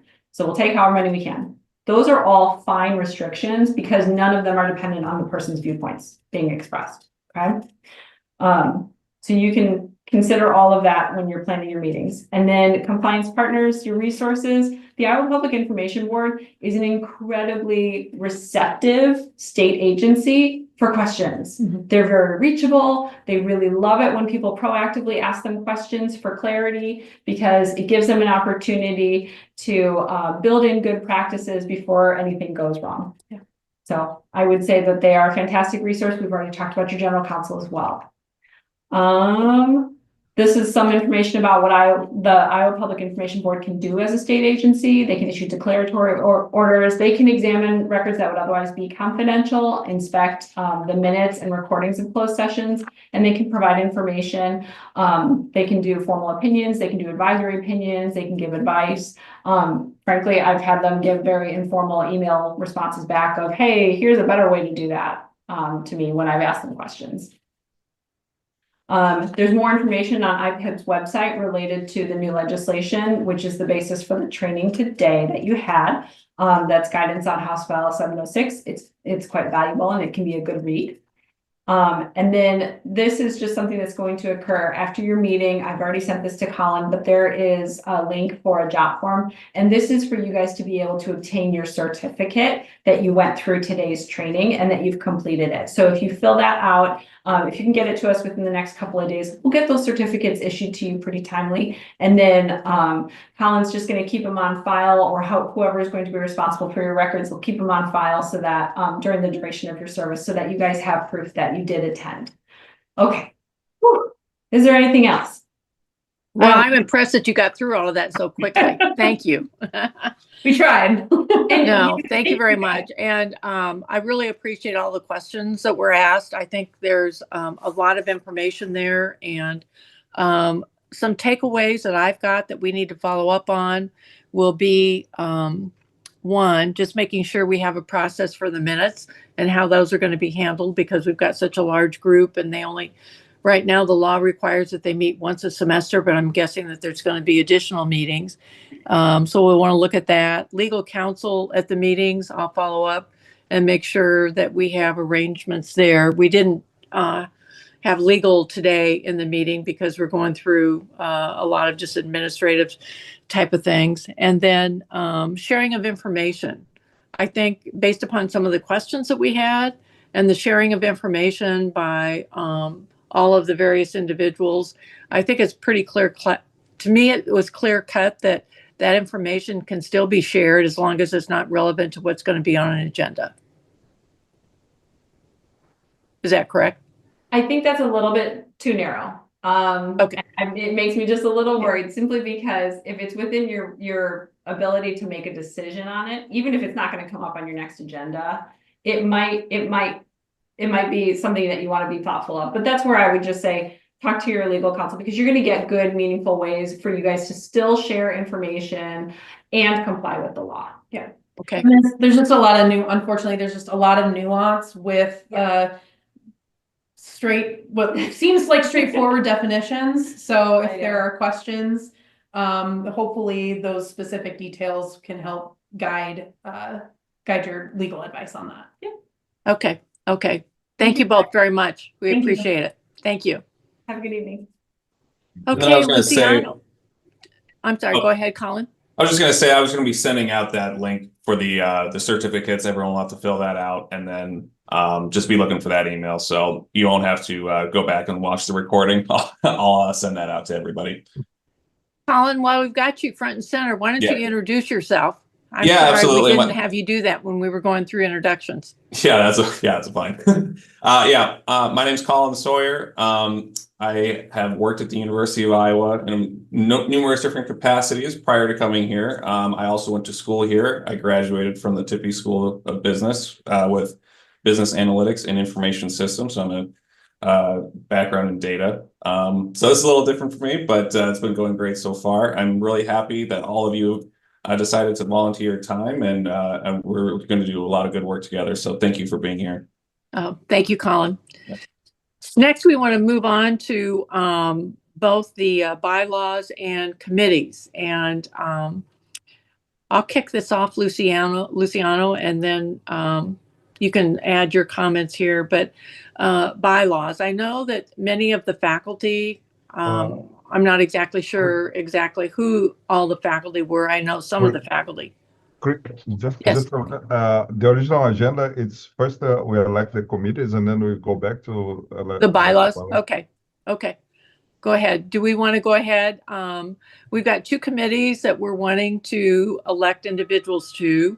We have the executive committee and the scholar committee, which is going to be We need to elect a chair of the scholar committee and then identify the 5 individuals that would be part of the executive committee.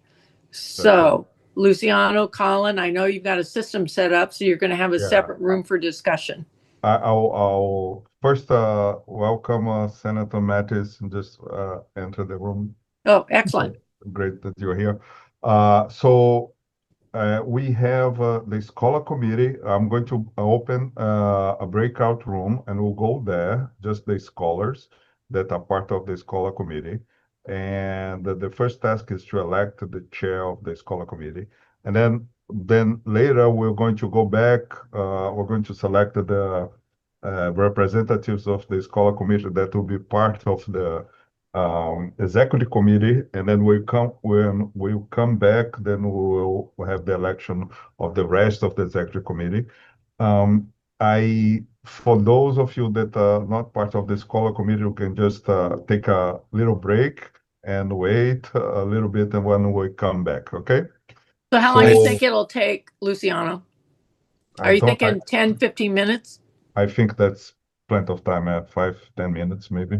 Okay, very good. I'm embarrassed to say I've never done this breakout room. If you could explain the So technicalities it's there. now open to you. If you, I think that what happens is we open the rooms, and you can just join. How? So Can you see that is open to join? No, I have no idea what you're talking about. I'm really Okay, sorry. okay. So let me close out this room, and I'm going to do this again. Just a Yeah, I'm moment. not seeing any breakout room option right Yeah, now. I'll recreate, and I'll assign manually.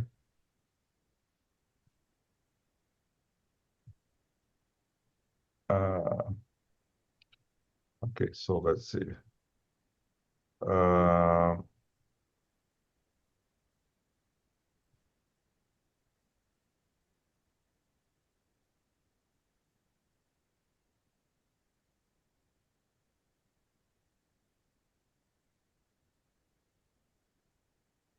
Luciano, if we're having trouble getting the breakout room, I just suggest that you go ahead and have the discussion right now. And those that are not faculty, they can take a 10-minute It's break. working now.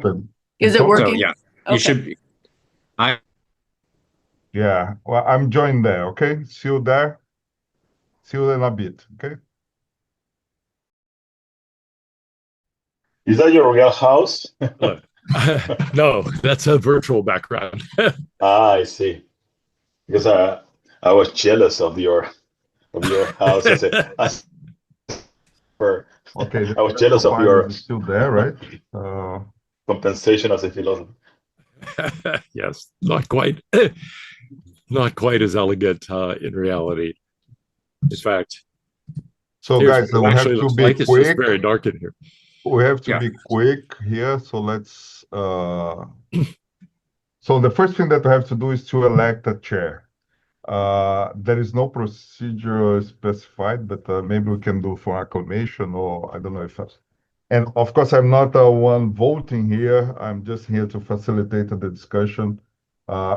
Maybe, is there anyone who want to serve? I can be the chair if someone wants to nominate me. I've I'll nominate obsessively- you. All right. Second. Should we have a second just so we, all right. Second. Okay, great. So then we can take a vote. Anyone else or take a vote from this? I don't know exactly. It could be just this, right? There is a candidate. Do we vote on Richard to be the chair of the scholar committee? Everyone in agreement? So, I don't vote, but so I see that it's unanimity.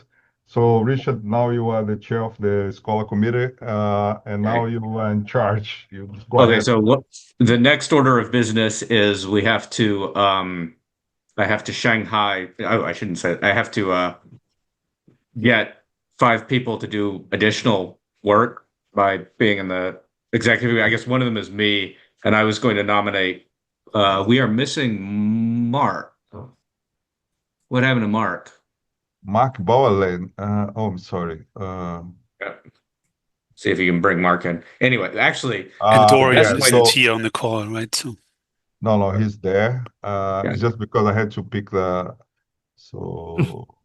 I mean, the temptation is whoever didn't show up gets on the committee, but Tell him, that's welcome, usually. welcome. Hi, You've Mark. been Hi, appointed. Mark, you're there? Do we want to let Mark vote? Add his vote back if so. We had a vote for chair, and there were 8 votes for me, and I was the only person running. You want to add a vote, or I am vigorously opposed to you, but I'm willing to go along with the majority. Fine. All right. Yeah. Well, you're about to find out. You should be opposed to me. So, my So guys, proposal I for have just to this. remember this is a public record meeting. That's right. Sorry. So I have my slate of 5. I would propose for the executive committee: Mark Bauerlein, Yvonne, Josh Rao, Tom Galanis. I don't think I've got that pronounced correctly, and me, because I think I'm automatically as the chair on. I guess we do an up and down vote on that slate was the idea that was in the bylaws. And so we're sort of roughly following that. I think it makes sense since we don't have that yet. We can just follow that procedure. So do we want to do all in favor of that slate of nominees? Could I Raise ask you your a hand. quick question? I am in favor, but I'd like to ask a quick, is everybody else here who's supposed to be here? Like, is this the full scholars committee? Yeah, I'm looking here. The other Fine. people in the meeting is Ambassador Brestad, Chris Hensley, Greg Gansk, Jim, John Hendricks, Kurt Jaden, Liz Mattis, Michael Richards, Peter Metz, Robert Kramer, Sibley. None of them are scholars, so I think we are the ones that are in the meeting. I mean, we're missing Sergio. Sergio. And maybe and No, Sergio Dorian had to leave. And Sergio Dorian. had to leave. Okay. And McClay. And McClay. And yeah, And McClay. McClay is not present. Dorian Bott, Carlos Carvalho, McClay were not present. Sergio had to leave. Okay. Hold the vote. Math adds up. All right. So yeah. So all in favor of my proposed slate of people. Oh yeah. Yvonne, are you raising your hand? Yeah. Oh yeah. So I think we have a unanimous vote for a slate. And I guess we can just go back because we're running out of time. We can go back to the regular meeting now. So close all these rooms and we'll be back. Yeah, it gives things 6 seconds. We want to always have an odd number on committees. So we'll take those 3 names back. Do we have any other comments, names, thoughts? I would like to talk about a balance a little bit, just from And perspective. welcome, Liz. Thank you. Thanks, Chris. A little bit of balance. I would think that we'd try to at least get from political viewpoints, at least one person who, sways Democratic. Okay, excellent.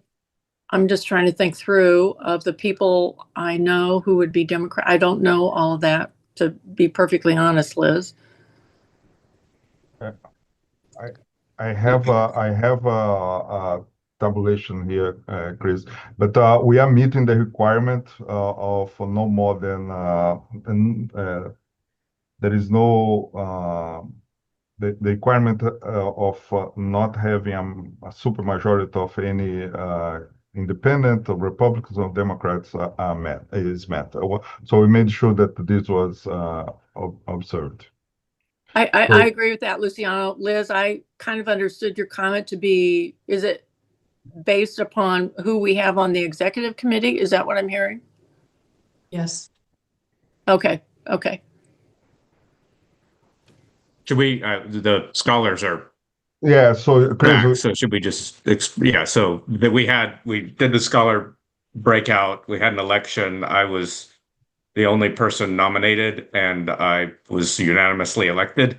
And that's Richard Laurie, right? Yeah, hi, yes, that's Richard. And then I proposed a slate of candidates who I imagine begrudgingly accepted. And so we picked for the executive committee, we have Mark Bauerlein, Yvonne Marinovic, Josh Rao, Tom Galanis, and me as the 5 scholars, because my understanding was it's 9 with 5 from us and 4. Yeah, so we're done. Okay, that was the plan. That was clearly the plan, to have 9. We've got 3 individuals that have been nominated in addition to the 2 regents, so that puts us up at 10. And we have a comment, Liz Mathis, who is on the call, is asking for representation, political balance. Liz, would you be willing to serve on the executive committee? I would. Okay, so let's put it up to 11. There's no, I mean, we were shooting for 9, but let's put it up to 11. I don't think that's inappropriate based upon a group of 26. I think the what the bylaws anticipated was the majority would be from the scholar committee, and I don't see how we could have an executive committee that functions at that size. I'm already a little worried about 9. And I don't think we should be picking the executive committee based on political considerations either. So I think we should stick with 9 and then maybe have an election for the remaining spots. If I could make a comment, I think there's a lot of work to do. If you've ever been involved in a search, there's going to be a lot of work, and I see no problem with more than that. I think it's difficult to get that size of a group to meet, get everyone's schedules to line up, and then just have the sort of discussion. And I think it's very important that we mentioned in the search, the director search is a search for an academic position. And I think maintaining the idea from the bylaws that were proposed that we maintain a majority of academics is very important to maintain that this is an academic position. So I would very much want to stick with 9 and keep the 5-4 split. If I could chime in on that, just some experience I have with the Hoover Institution and director searches at the Hoover Institution, and the involvement of Do you want to give your name just for the benefit? I'm sorry, I'm Josh Rao, and Josh Rao, and so at the Hoover Institution, we've had a few different directors. I've been through some directors searches, and one of the ways that our searches are structured is that there is a committee, and the committee includes some scholars and some broader stakeholders, but the key is that the majority of the people on the committee are scholars, and I think this has worked well. We've always the scholars have always worked well together with other stakeholders in this capacity, and I do think it preserves the scholarly features of the Hoover Institution. I think that has been very, very important actually in the success of the Hoover Institution. So I wanted to give that as a data point for why I think it's important that scholars are hold the majority on a committee that is deciding on the director of the center. Okay, thank you. I would agree with the smaller thing, and I think that as the appointment thing, that political representation has nothing to do with it and not ought to be considered in the slightest bit in terms of membership on this committee. Understand. I'd like to ask Peter Mathis if he could comment. He sent a text. I'd just like to hear from him. Yeah, as you all think about this, I do not need to serve on the executive committee at all. So if that brings it down to, I think, 10, again, if you're shooting for 9, how we balance this out, just come to conclusion on this. So I'm removing my name from any consideration on that.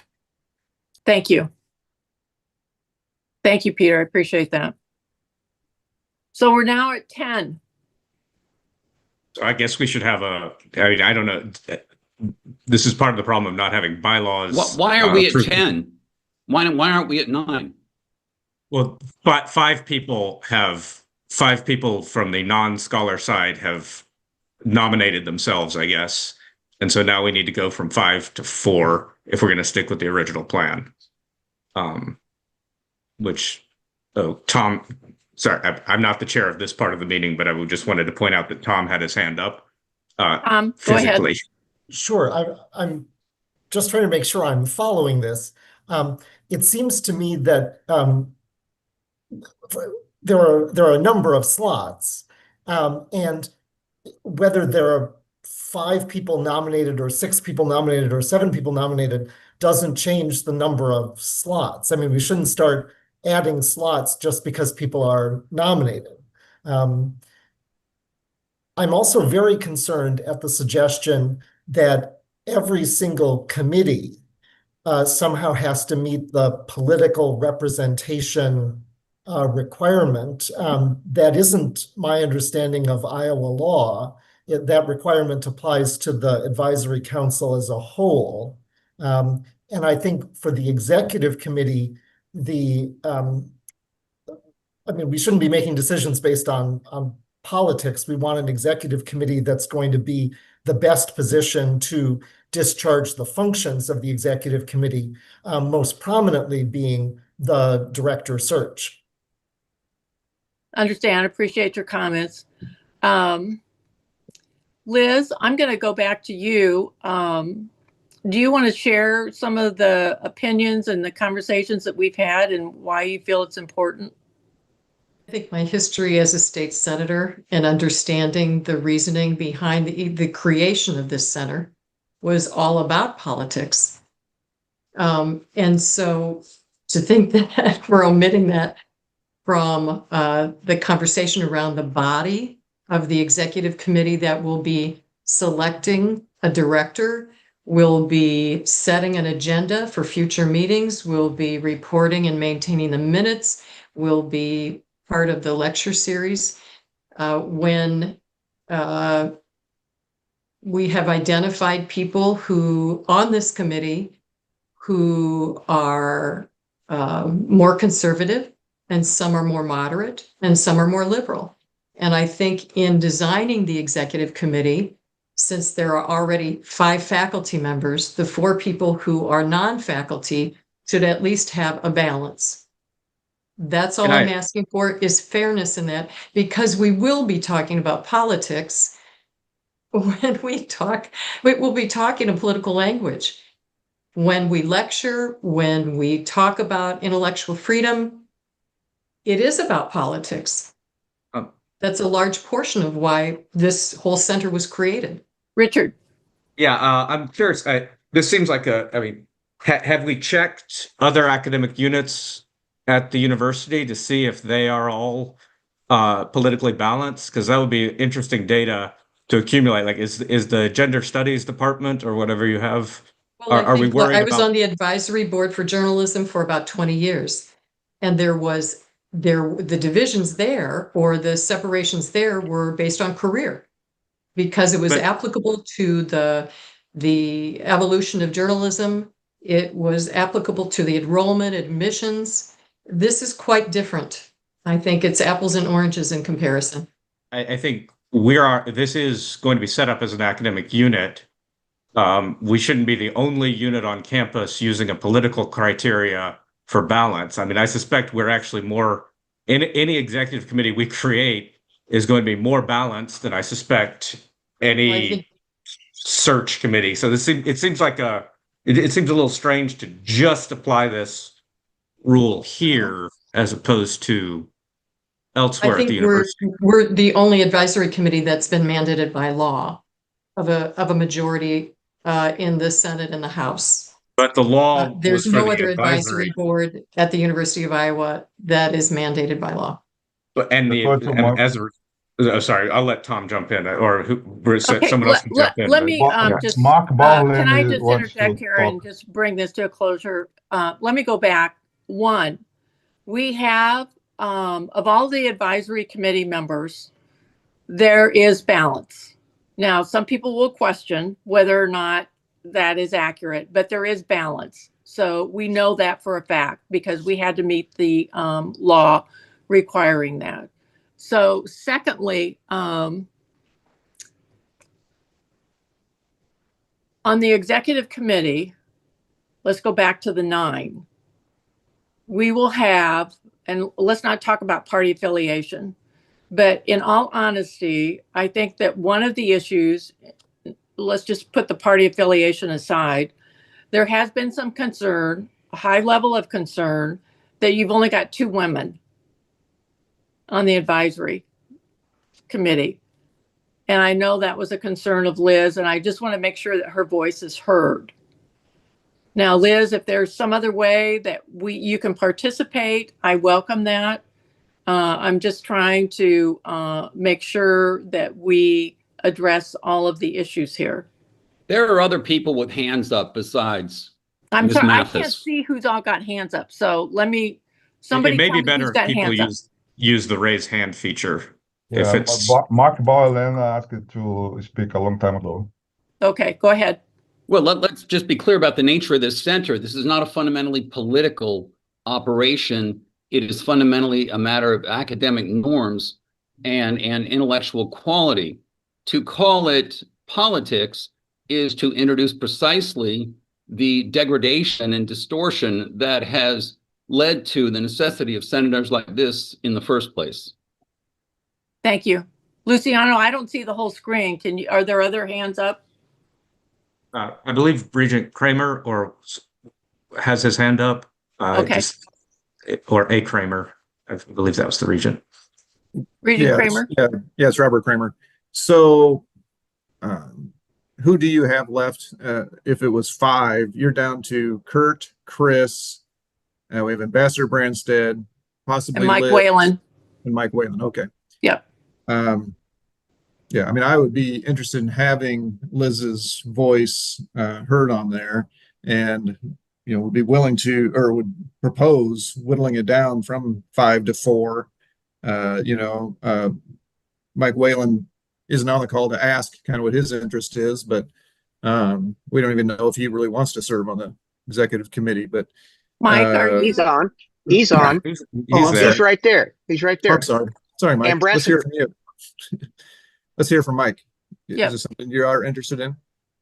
First of all, I sometimes have to chuckle a little bit at the distinction between scholars and non-scholars, because even though I've spent a good deal of my life in business and private enterprise, I don't consider myself somebody who hasn't continued to pursue scholarly efforts and continue to further my education. It didn't stop when I left school. So, I mean, I think that that's a distinction. My sense is that this is not meant to debate current political activities or current political policies, but to suggest that students being able to be subject to differences of political opinion, political economy, political ideology, so that one voice is not the only dominant voice on the campus. So, I mean, I'm somebody who believes in that. I've benefited that as a student. I took classes from Marxists. I took classes from people who were considered ardent free market people. And I benefited from hearing both that and the maturity of my own political and economic thinking. So I think that choosing people on the basis of current political ideology is really missing the point of the Center for Intellectual Freedom.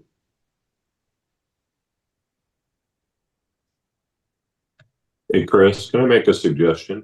Yes. That please do, Kurt. maybe help. I think what Ambassador Branstad, Mike, and Liz bring is phenomenal. If it helps, I don't know if it's required. I'm on this from an advisory board capacity. I don't need to be on exec. Was it required that we have 3 regions or not? Okay, let me, Kurt, there was an initial requirement that we had 3 regions. However, that was by the president that is it would be amenable to not having that at this point. So I know you've got some pretty significant things coming up that you're wanting to work on.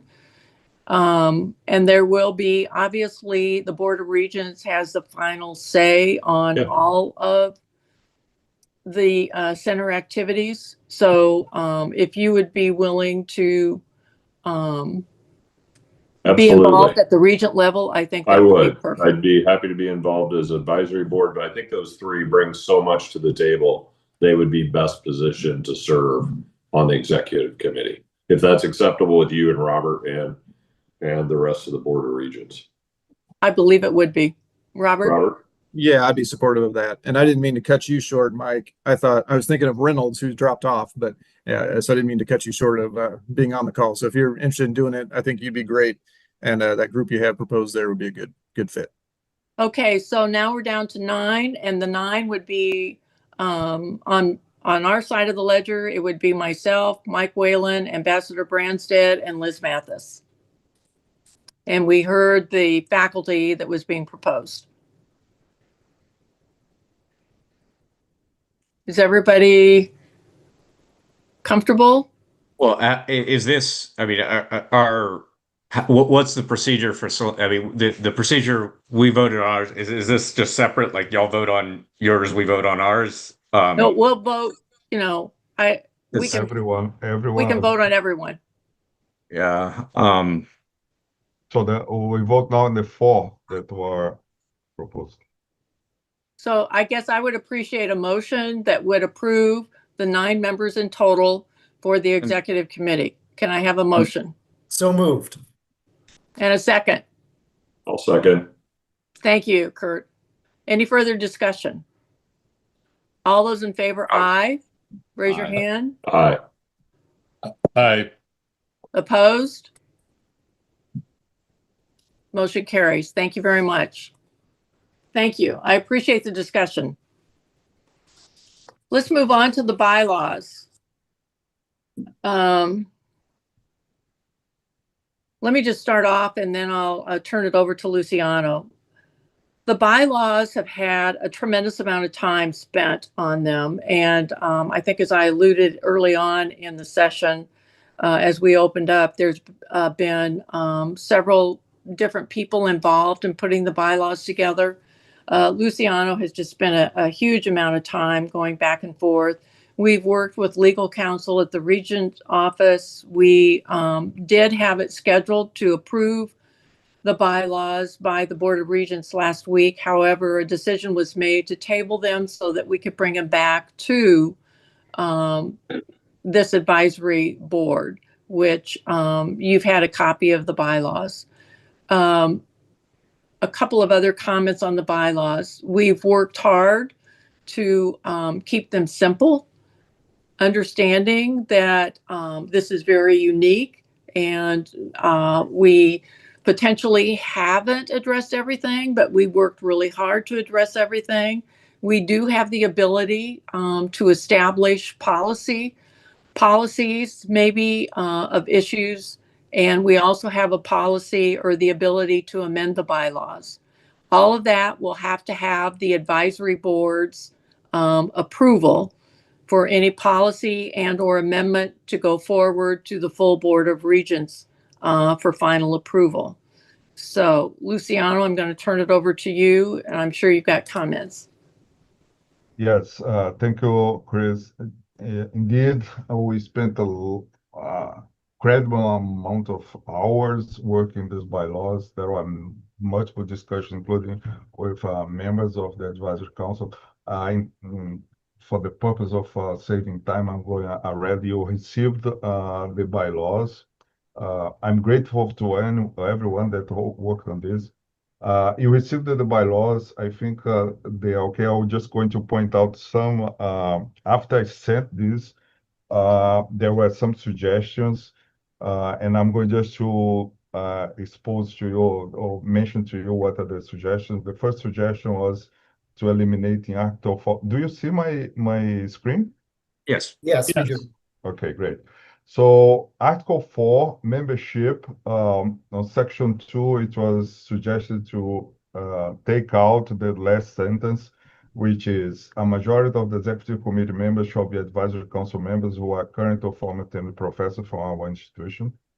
That was the first suggestion.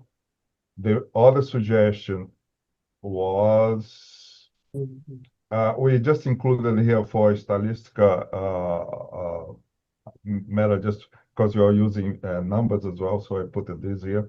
So the other suggestion was to include subject to the approval of the advisory council and the board and center director with respect to the policy. So two suggestions actually. So first, instead of may, change to shall. The director shall develop policies and procedures for the center subject to the approval of the advisory council and the board.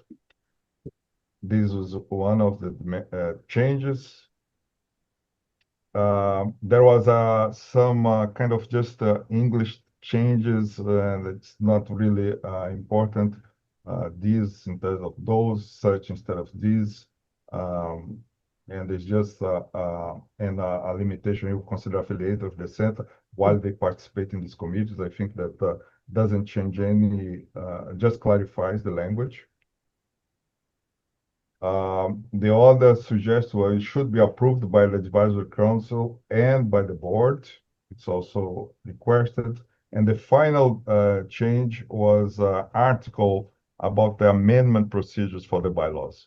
So in particular, the amendment of this bylaw may be proposed by the director or by any member of the advisory council. The proposed amendment must be approved by a majority of the members of the advisory council. And after the advisory council approval, the amendment must also be approved by the board. I think that those are the changes from the document that you received. And this is Robert Kramer. So most of those changes were kind of coming from us from the Board of Regents. And I believe we really do need those changes in order to get the approval of the Board of Regents. This is a unique situation where this center, is being created, separately from the university.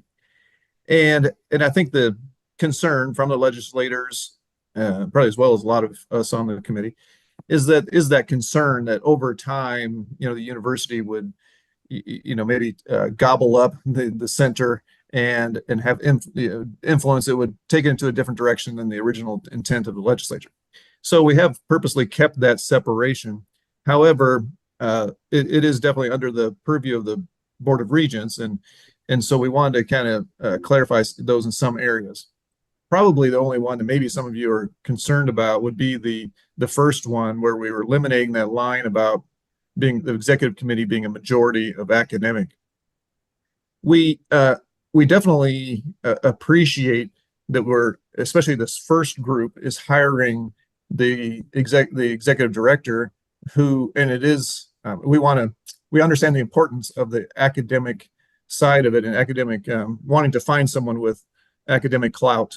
And so I think that, but we on the board didn't want to lock in that forever, that the majority of that executive committee would be from the academic side, especially in the case that really most of the academic side of you folks being willing to serve on there, which we truly appreciate, are from a different state and just not known by Iowans. And so we are proposing to eliminate the requirement, but as you notice, we do have on this initial executive committee, we are sticking with the majority being academic, and this initial committee will be hiring, the new permanent director. So we're trying to find that balance and feel like we did by just eliminating the requirement to do so forever. I appreciate those comments, Robert, because we did have a very good discussion with Luciano about that and understand the sensitivity to the fact that we want to have the faculty really involved and participating. And as I talked about, what are the responsibilities of the executive committee? Hiring of the permanent director is at the top of the list. So having a faculty balance at this point in as we're moving forward, I think is really important. He should raise his hand, Chris. Yeah. So, I guess I'll wait for Chris. Go ahead, please. Okay. So you said so I watched so my understanding is the bylaws got on the consent agenda and they were going to be approved on the consent agenda, and then then the second day of the meeting they were removed from the consent agenda, and I watched that. I was like, because I'm involved, you can actually watch those broadcasts just like our meetings are broadcast. So I watched in the morning, and I didn't there didn't seem to be. I mean, I'm a little confused about where was the discussion, because I think Regent Kramer raised those points, but I didn't hear an extensive debate or a discussion, so I don't know who was on which side.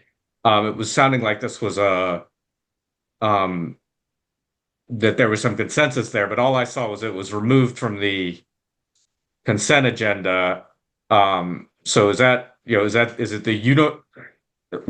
the unanimous view of the board? Did I miss a vote? Because I got off after that was discussed. Is that the unanimous view of the board, or was that? It was removed. Robert Kramer requested that it be taken out of the consent agenda for discussion. And at that point, and he had advised me before the meeting that he was going to do that, which would be appropriate. And he raised the issues as a result of what he's just covered with us now. And then there was a vote taken by the full board agreeing to table it. After that vote was taken and after the meeting, I reached out to Robert and we set up a meeting. So Robert Luciano and myself had a meeting yesterday to discuss what his questions were and his concerns were. And so as a result of that, you're seeing what some of those changes are. And that's how we've gotten to where we're at today. But it wasn't the regents as a body make a statement. The vote from the regents was just to take it off the consent agenda. The regents didn't act as a body to request that change, correct? That is correct, but they did agree to table it and to send it back to the advisory group. Great. That was the vote that was taken. Tom Galland wants to speak. Who else is? Tom. Tom? Hi. And Josh. I think I want to emphasize to make sure that everyone is clear exactly what the role of the advisory council is. The advisory council's role with respect to the center is not analogous to the Board of Regents' role vis-a-vis the region institutions. The Board of Regents is a governing board. We are not a governing board. We are an advisory council. And so when I hear regents, particularly Regent Dunkel, say we want to maintain Iowa control, this center is under Iowa control because it reports to the Board of Regents. The Board of Regents is the governing body. The advisory council is not a governing body. It's there to provide advice. Its most important function, in addition to general advice, is in the selection of a director. I'm grateful that for this initial search for a permanent director, there's a recognition that the executive committee, which is in effect the search committee, needs to be run by academics primarily. But that is also true of every subsequent search for a director. This is an academic institution. It's an academic center. The director must be chosen according to academic criteria. And so I'm very concerned about the removal of that one sentence from the bylaws, which would enable a future director search to be run by an executive committee that could have a very tiny proportion of scholars compared to other community members. So we have Josh Katz and Mark Bowlen asked also on the floor. Yeah, so I agree with everything that Tom just said. It seems very peculiar to me that we what's the most important thing that we're doing today? Well, one of the most important things is, in fact, electing or selecting the executive committee. And it seems very peculiar that we would do so as we just did by coming up with a 5-4 split, and we all did this knowing that we were doing that in order to have a majority of scholars on that committee, to do that and immediately then remove the provision by which we just came to one of the most consequential decisions we're making today. Of course, the future will bring different things. It's great that we now have Article 14 about how one amends things, but the idea of, in non-legal language, amending something immediately after using it for a consequential decision seems very odd. My point exactly. It's very strange to me, and I don't hear any rationale for it. So this is Robert. I mean, we could have done the bylaws first and then still chosen to have a majority of academics on that committee. My distinction is that this first function is to select the first executive director, permanent. And I was listening and I heard the desire, because of the academic side of it, to have a majority of academics on there. The executive committee also, though, going forward, will be doing just a lot more. Maybe Chris could expound on how she sees the executive committee functioning. If it was just an ad hoc search committee, we could have done that, but this was already in place to kind of have executive and have scholar. The academic people on the committee are already dominating or actually 100% of the scholar committee. So it seemed odd to the other other region members and myself that we would also say that the academic people are controlling the executive committee, as well, going beyond the search committee, or search function, but going on to just maybe having more regular meetings and kind of dictating the tone of the advisory council. So I will tell you, I think there, again, we just had our open meeting discussion. Sometimes it was not in the open meeting that we discussed this, but I talked to a couple of other, regents, to where I'm very confident that a majority of regents would vote to make these changes that we just suggested, just for, again, you always have that option of having a majority of academic people on that committee, but not ensconcing it in stone and allowing there to be, could be a different mix in the future. Let me just follow up to what Robert is saying there, because I think realistically, and going back to Tom's comments, the group is an advisory group, and we have worked hard to be sensitive to the faculty, and we understand the role that the faculty will play, which is critical. And we are very appreciative of everybody being involved and committing to this.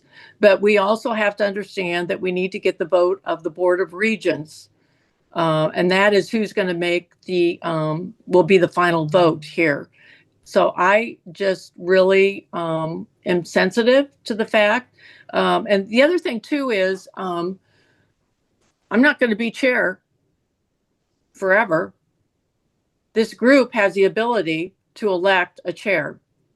So if you want to elect somebody else in the future, that is fine. You've got the ability to do that, because there are term limits on the people that are appointed to the board or to the advisory group. So I think it's important at this point. You've got the majority on the executive committee. You've got, and I've talked to Luciano about this, we can make other appointments to the executive committee in the future. If we decide that 9 is not the right number, if we want to go to 11, we've talked about that at length. But it is important that we get the bylaws approved. There's been input from regents. There's been input from faculty. I'm going to be the first to admit, not everybody's going to be happy about this. But you know what? We're in a good place right now. way better than I thought we would be, and we need to move forward. We have options in there that have been included on policies. We have options in there on how to amend the bylaws. And they have to both of those have to go before the advisory board. There are a couple of hands raised. Harold had before, but now I have Josh and Richard. I don't know. Yeah, can I chime in? I'm lowered my hand again. I heard of the advantages of why the academics should have the majority. I haven't heard of the disadvantages of having the academics have the majority. I mean, maybe I understand that not having that rule provides some flexibility, and I tend to be in favor of fewer rules than more rules. So from that perspective, maybe it's a good idea. But what's the fear of having the academics have the majority? If that could be expressed, that would maybe be helpful.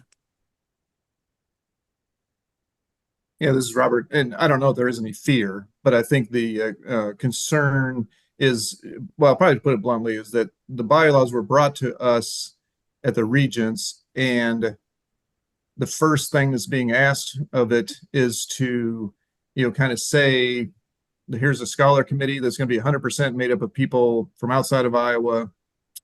Here's a executive committee, majority is going to be made up by people outside of Iowa that we don't know. Give us control of the advisory council, So that was just what was hard to get a majority of Regents to really go for that when we just, and I agree with you, it's advisory. And so, yes, Regents could kind of step in and, make changes, but we don't want to do that. We want this advisory council to have legitimacy from day one. And so it rubbed some the wrong way that was giving up control, from day one. So, and to respect the other people on the committee that are not academics, and Ambassador Branstad, Congressman Gansky, business people, Mike Whalen, Reynolds Kramer. We didn't want to just squeeze everybody out. And so this was the compromise. Hey, let's just eliminate that language and let the advisory council kind of decide as it goes forward. So here on day one, it is a majority, but it allows for changes in the future.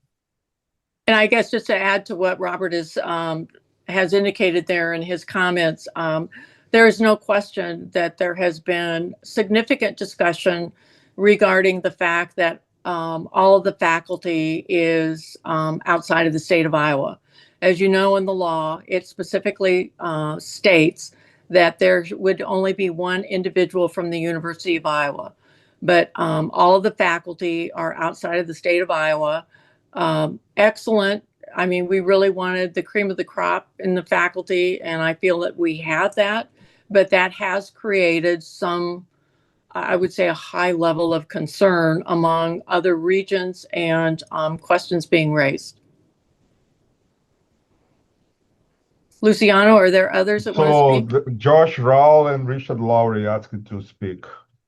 Josh Rao is the next. Yeah, I mostly made the comments that I wanted to make before, just talking about my experience with other organizations. I do think it's quite important as a signal to the commitment of this organization to it being an academic organization, that the institution has a process whereby scholars have a majority vote in not the appointment, but in the recommendation, because as was pointed out previously, it's not, the advisory council is just an advisory council, and so I just wanted to say that based on my experience, a structure where you have a committee that chooses a director that is majority but not exclusively scholars, and then makes recommendations to the true executive body, which is the Board of Regents, is a structure that has led to stability, and also because of the understanding that the board could say no to any proposed candidate that the executive committee, the advisory council would put forward, that creates an incentive, a strong incentive for the scholars to be working closely, hand in hand with the with all the stakeholders on the advisory council, and also potentially with other members of the Board of Regents to make sure that the candidate that is selected is somebody that's going to be appealing to all. So I believe that a structure where you have majority scholars on the executive committee is the most stable one, and it's the one that most strongly signals the commitment of the institution to being an academic institution. Thank you, Josh. Richard Luciano? Lowry. Richard Lowry is the next. Josh actually made most of the points I was going to make. I would also add, though, that we are adding this element of amendment. So if some unanticipated problem with having too many scholars on the committee occurs down the road and there's a desire to make it less scholarly or whatever, there is an amendment process going ahead and taking, but then that's something the regents would have to sort of go through the process of amending. And that seems like the more appropriate way to implement a policy change than to just have the option to kind of dilute the committee and move it away. And I do think, a lot of these things, and I know some people on this committee think that we're being hyper political for some reason, but a problem that has occurred with a lot of these efforts is that you end up, the people who are outside of academia, sometimes you end up getting people who maybe don't have the best intentions kind of working their way in and just staying from the beginning. They know this is an academic endeavor. We very much, it is a creature of the legislature, but we want to keep it focused, and we don't want, I don't want to pick on individual places too much, but you saw, if you look at what's happened in some of the places when they've kind of marginalized the academic side, it becomes at a minimum a difficult public relations problem when you have, and that's you have a scholar committee, because there's a lot of stuff that's going to be kind of gritty, unpleasant academic work that would normally be done by the faculty, but the faculty doesn't exist yet. So this isn't something that's going to be fun for us to do. So anyway, that's my perspective. Can I just, I know there's another hand that's up, but Richard, I can assure you that the legislators that passed this legislation, myself and the Board of Regents, are extremely sensitive to what you have just indicated, because we also understand that this center is really being watched throughout the country, and we don't want to, we will not fail. We will not fail. And so we're very sensitive to your comments, all the faculty's comments, and appreciate that very much. I just saw somebody else's hand go up. Mark Bowen and Liz Mattis. Mark Bowen. Well, just a quick question. How much of the executive committee's work will be involved in academic affairs? Not that much. It's going to be the scholar committee. Just a clarification. One of the main functions of the executive committee is to manage the search for the director of the center. And then in this case, then it will be academic, because the position is academic.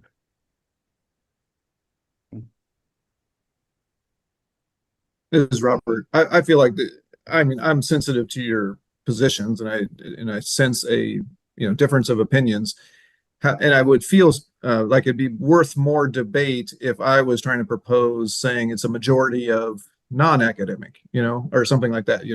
We would have this debate of back and forth. Well, which one's better? Which one's better? In my mind, we're just eliminating that requirement. It's open as it is now. It's a majority academic, and this advisory council would have to be the ones that would change that, in the future. So I'd like to close this conversation. I think that everybody's had an opportunity to express their views. I appreciate that very much, but in looking at the time, we're at 6:10. We promised everybody we'd be done by 6 o'clock. I guess what I'd like to do at this point, I would like to call for action on the bylaws, understanding, taking into account all of the discussion, not minimizing any of the discussion. Luciano? Yeah, so you want to put on a vote approval of the bylaws? Yes. Can we have a motion for approval of the bylaws? Well, as amended or not amended? I mean, why don't we vote on the amendment first? Oh, well, On the So we critical can, change, maybe we can shouldn't we? approve, we can approve the one that I sent on, a suggestion, approval, the one that was sent on Saturday, and then approve the amendments. Okay, but we should approve so let's each approve amendment the individually. bylaws that were originally sent to you, and then we'll vote on the amendments. I know that's a little bit backwards, but let's get those taken care of, okay? So can I have a motion for approval of the bylaws that were sent Saturday? So moved. Thank you, Tom. Is there a second? Second. Discussion. All those in favor, aye. Aye. Aye. Opposed? Not hearing any. Did somebody raise their hand for being opposed? No, okay. Yes, I would oppose. Because now we're going to vote on the amendments, Robert. Yeah, yes, it is backwards. It is So I can't, backwards. yeah, but, so now, yeah, we just, so now if these amendments fail, then we're stuck with what was just passed, and I will tell you what was just passed won't get approved by the Board of Regents. So, Fair so- comment. so, Fair but, comment. yeah, so we might be, Well, then we will meet might be again back. and vote on bylaws again if they don't pass it. I'm sorry, what was that, sir? I'm saying if the Board of Regents doesn't like the bylaws that we pass, then I guess we have to have another meeting where we discuss the bylaws again. It's true. So the motion passed to approve the bylaws from Saturday. Chris, Yes, can you clarify what the amendments are that we're looking at? Luciana, do you want to go through those again? Yes, I can show you here again. So Could we I maybe think- divide these into uncontroversial ones and the one controversial one? Because some of them are literally commas. Yeah, exactly. Yeah, I So, would, the one controversial one is the membership. yeah, So- this one, do you see my screen? Yep. Yes. Yeah. I think we could- That's one that originated the discussion. The other ones are I here. propose, I motion that we first vote on all the other ones except this one. I like I would- that. I would Second. second that. Okay, so we're going to vote on all of the other amendments with the exception of the one that talks about the executive committee. And those are just minor amendments, nothing significant. So can I have a motion for approval of all except what we are reading in section 2? How the motion move? Do we have a second? Second. Second. Second. All those in favor, aye? Aye. Aye. Hand sign. Motion carries. Okay, now the last item on the agenda we have is section 2, removing the sentence there that requires a majority of the executive committee be faculty. So we've had discussion on this. Do I have a motion for approval of removing that from the bylaws? So moved. A second? second by Robert. Okay, thank you. I'm not going to ask for a discussion. We've had plenty. All those in favor? Aye. Aye. Aye. Aye. Opposed? Aye. Aye. No. Luciana, you're going to have to tell me it's. Yeah, so I'm sorry, I don't have Turn the share, if you turn the share Right, screen can you off. stop Yeah. Yeah, let me. So we can see. And let's have a hand. Let's everybody raise their hand. Okay, let's go back. All those in Can I make a favor? quick suggestion? Instead of raising your hand, if you go to React, there's a raise hand feature that you can do in yes. addition It'll make it easier I to don't know count. if everybody Mine knows. doesn't Mine have, doesn't have that. I don't mine think doesn't they have it. that. Oh, So, okay. okay, Strange let's go part. through all those in favor of removing that sentence. Raise your hand.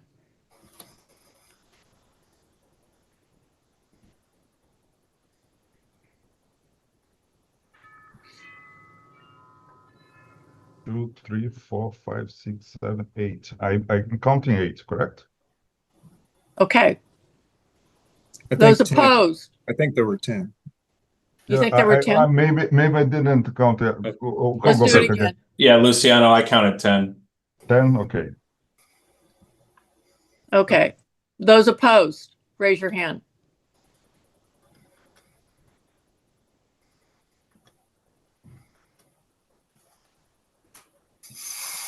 I think it's 8, right? Is that true? 6. Nope, I'm taking my hand down. 6. I counted 7, so, but I maybe counted 8, but maybe I'm wrong. maybe 8, maybe 8. So we have 10 in support of removing, 7 or 8 opposed. Is that correct? I think that's it. There are 19 members on this call, so it's There are 20. 20, right, actually, including Iowa. yeah, so And this Colin, means that- so 18, so right? I don't vote Colin and Iowa Iowa doesn't 3, vote, so so that'd there be are 17. So yeah. I think that the vote is 10-7. So motion carries to remove that sentence. Okay, Oh, I'm sorry. Wilma Gray just joined. I'm But, sorry, what was that, so- Luciano? There is just one member that just I was not present, just joined this Oh. Wilfred McLean, but Okay, we are done. okay, Luciano. Last item on the agenda, do you want to just give a quick overview of the inaugural? Yes, so let me share with you. So we are in the process of organizing our event, and this will be the first time that's going public, right? I'm calling this Reform University Summit. This will take place in the old Capitol building in the afternoon of Saturday, December 6th.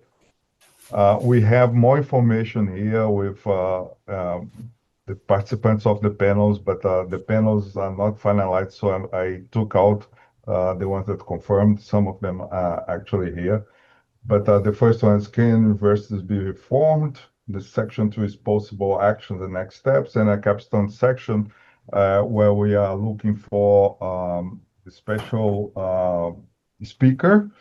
And the governor of Iowa said that she will join us in this capstone event, session, and also the Assistant Secretary for Post-Secondary Education, David Barker.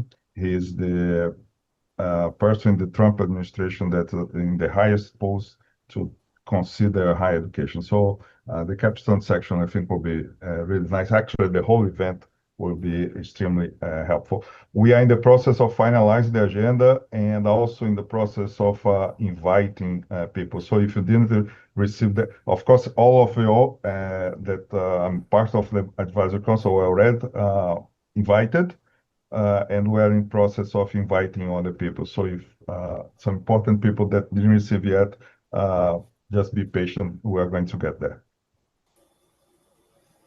I would just add that the governor has confirmed that she will be present, and we're excited about that. There will be invites that go out to all of our state legislators, our congressional delegation, and we're following up with them. If you have specific individuals that you feel should be invited, please reach out, let Luciano know. I guess a couple of other things, provosts from the universities, as well as the directors for the centers at Iowa State, and you and I will be included as well.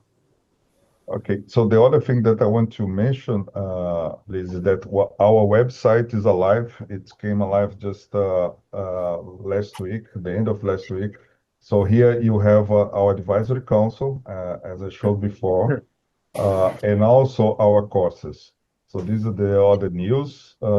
We have here in the section about the course, the 3 courses that we'll be offering in the spring. Actually, so 2 separate courses. One's Political and Economic Institution in the United States and American Culture and Values.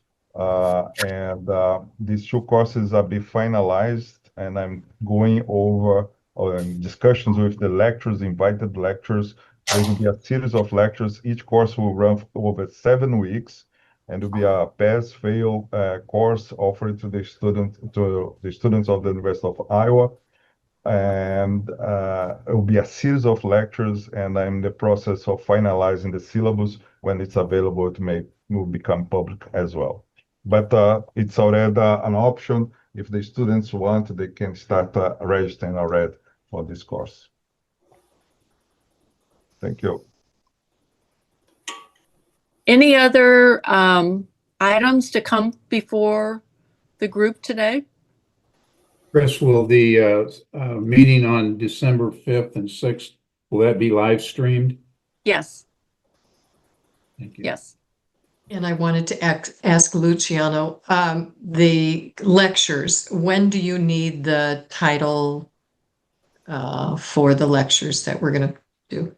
Yeah, so What's the deadline in that? So just in context, Senator Mattis, I invited her to be one of the lecturers in our first inaugural course. So just to highlight that. And I need to provide to the university syllabus, which has the title of the lectures and a summary of it by December. So if some of all the people here were invited as well, if you can provide this material by the end of this month, it would be appreciated, because then I can put together and finalize the syllabus. Okay, I'll have it to you in about a week. Thank you, Liz. Thank you. Okay, I just want to thank everybody for their time and the input, the discussion that we've had. This is an exciting opportunity for the state of Iowa.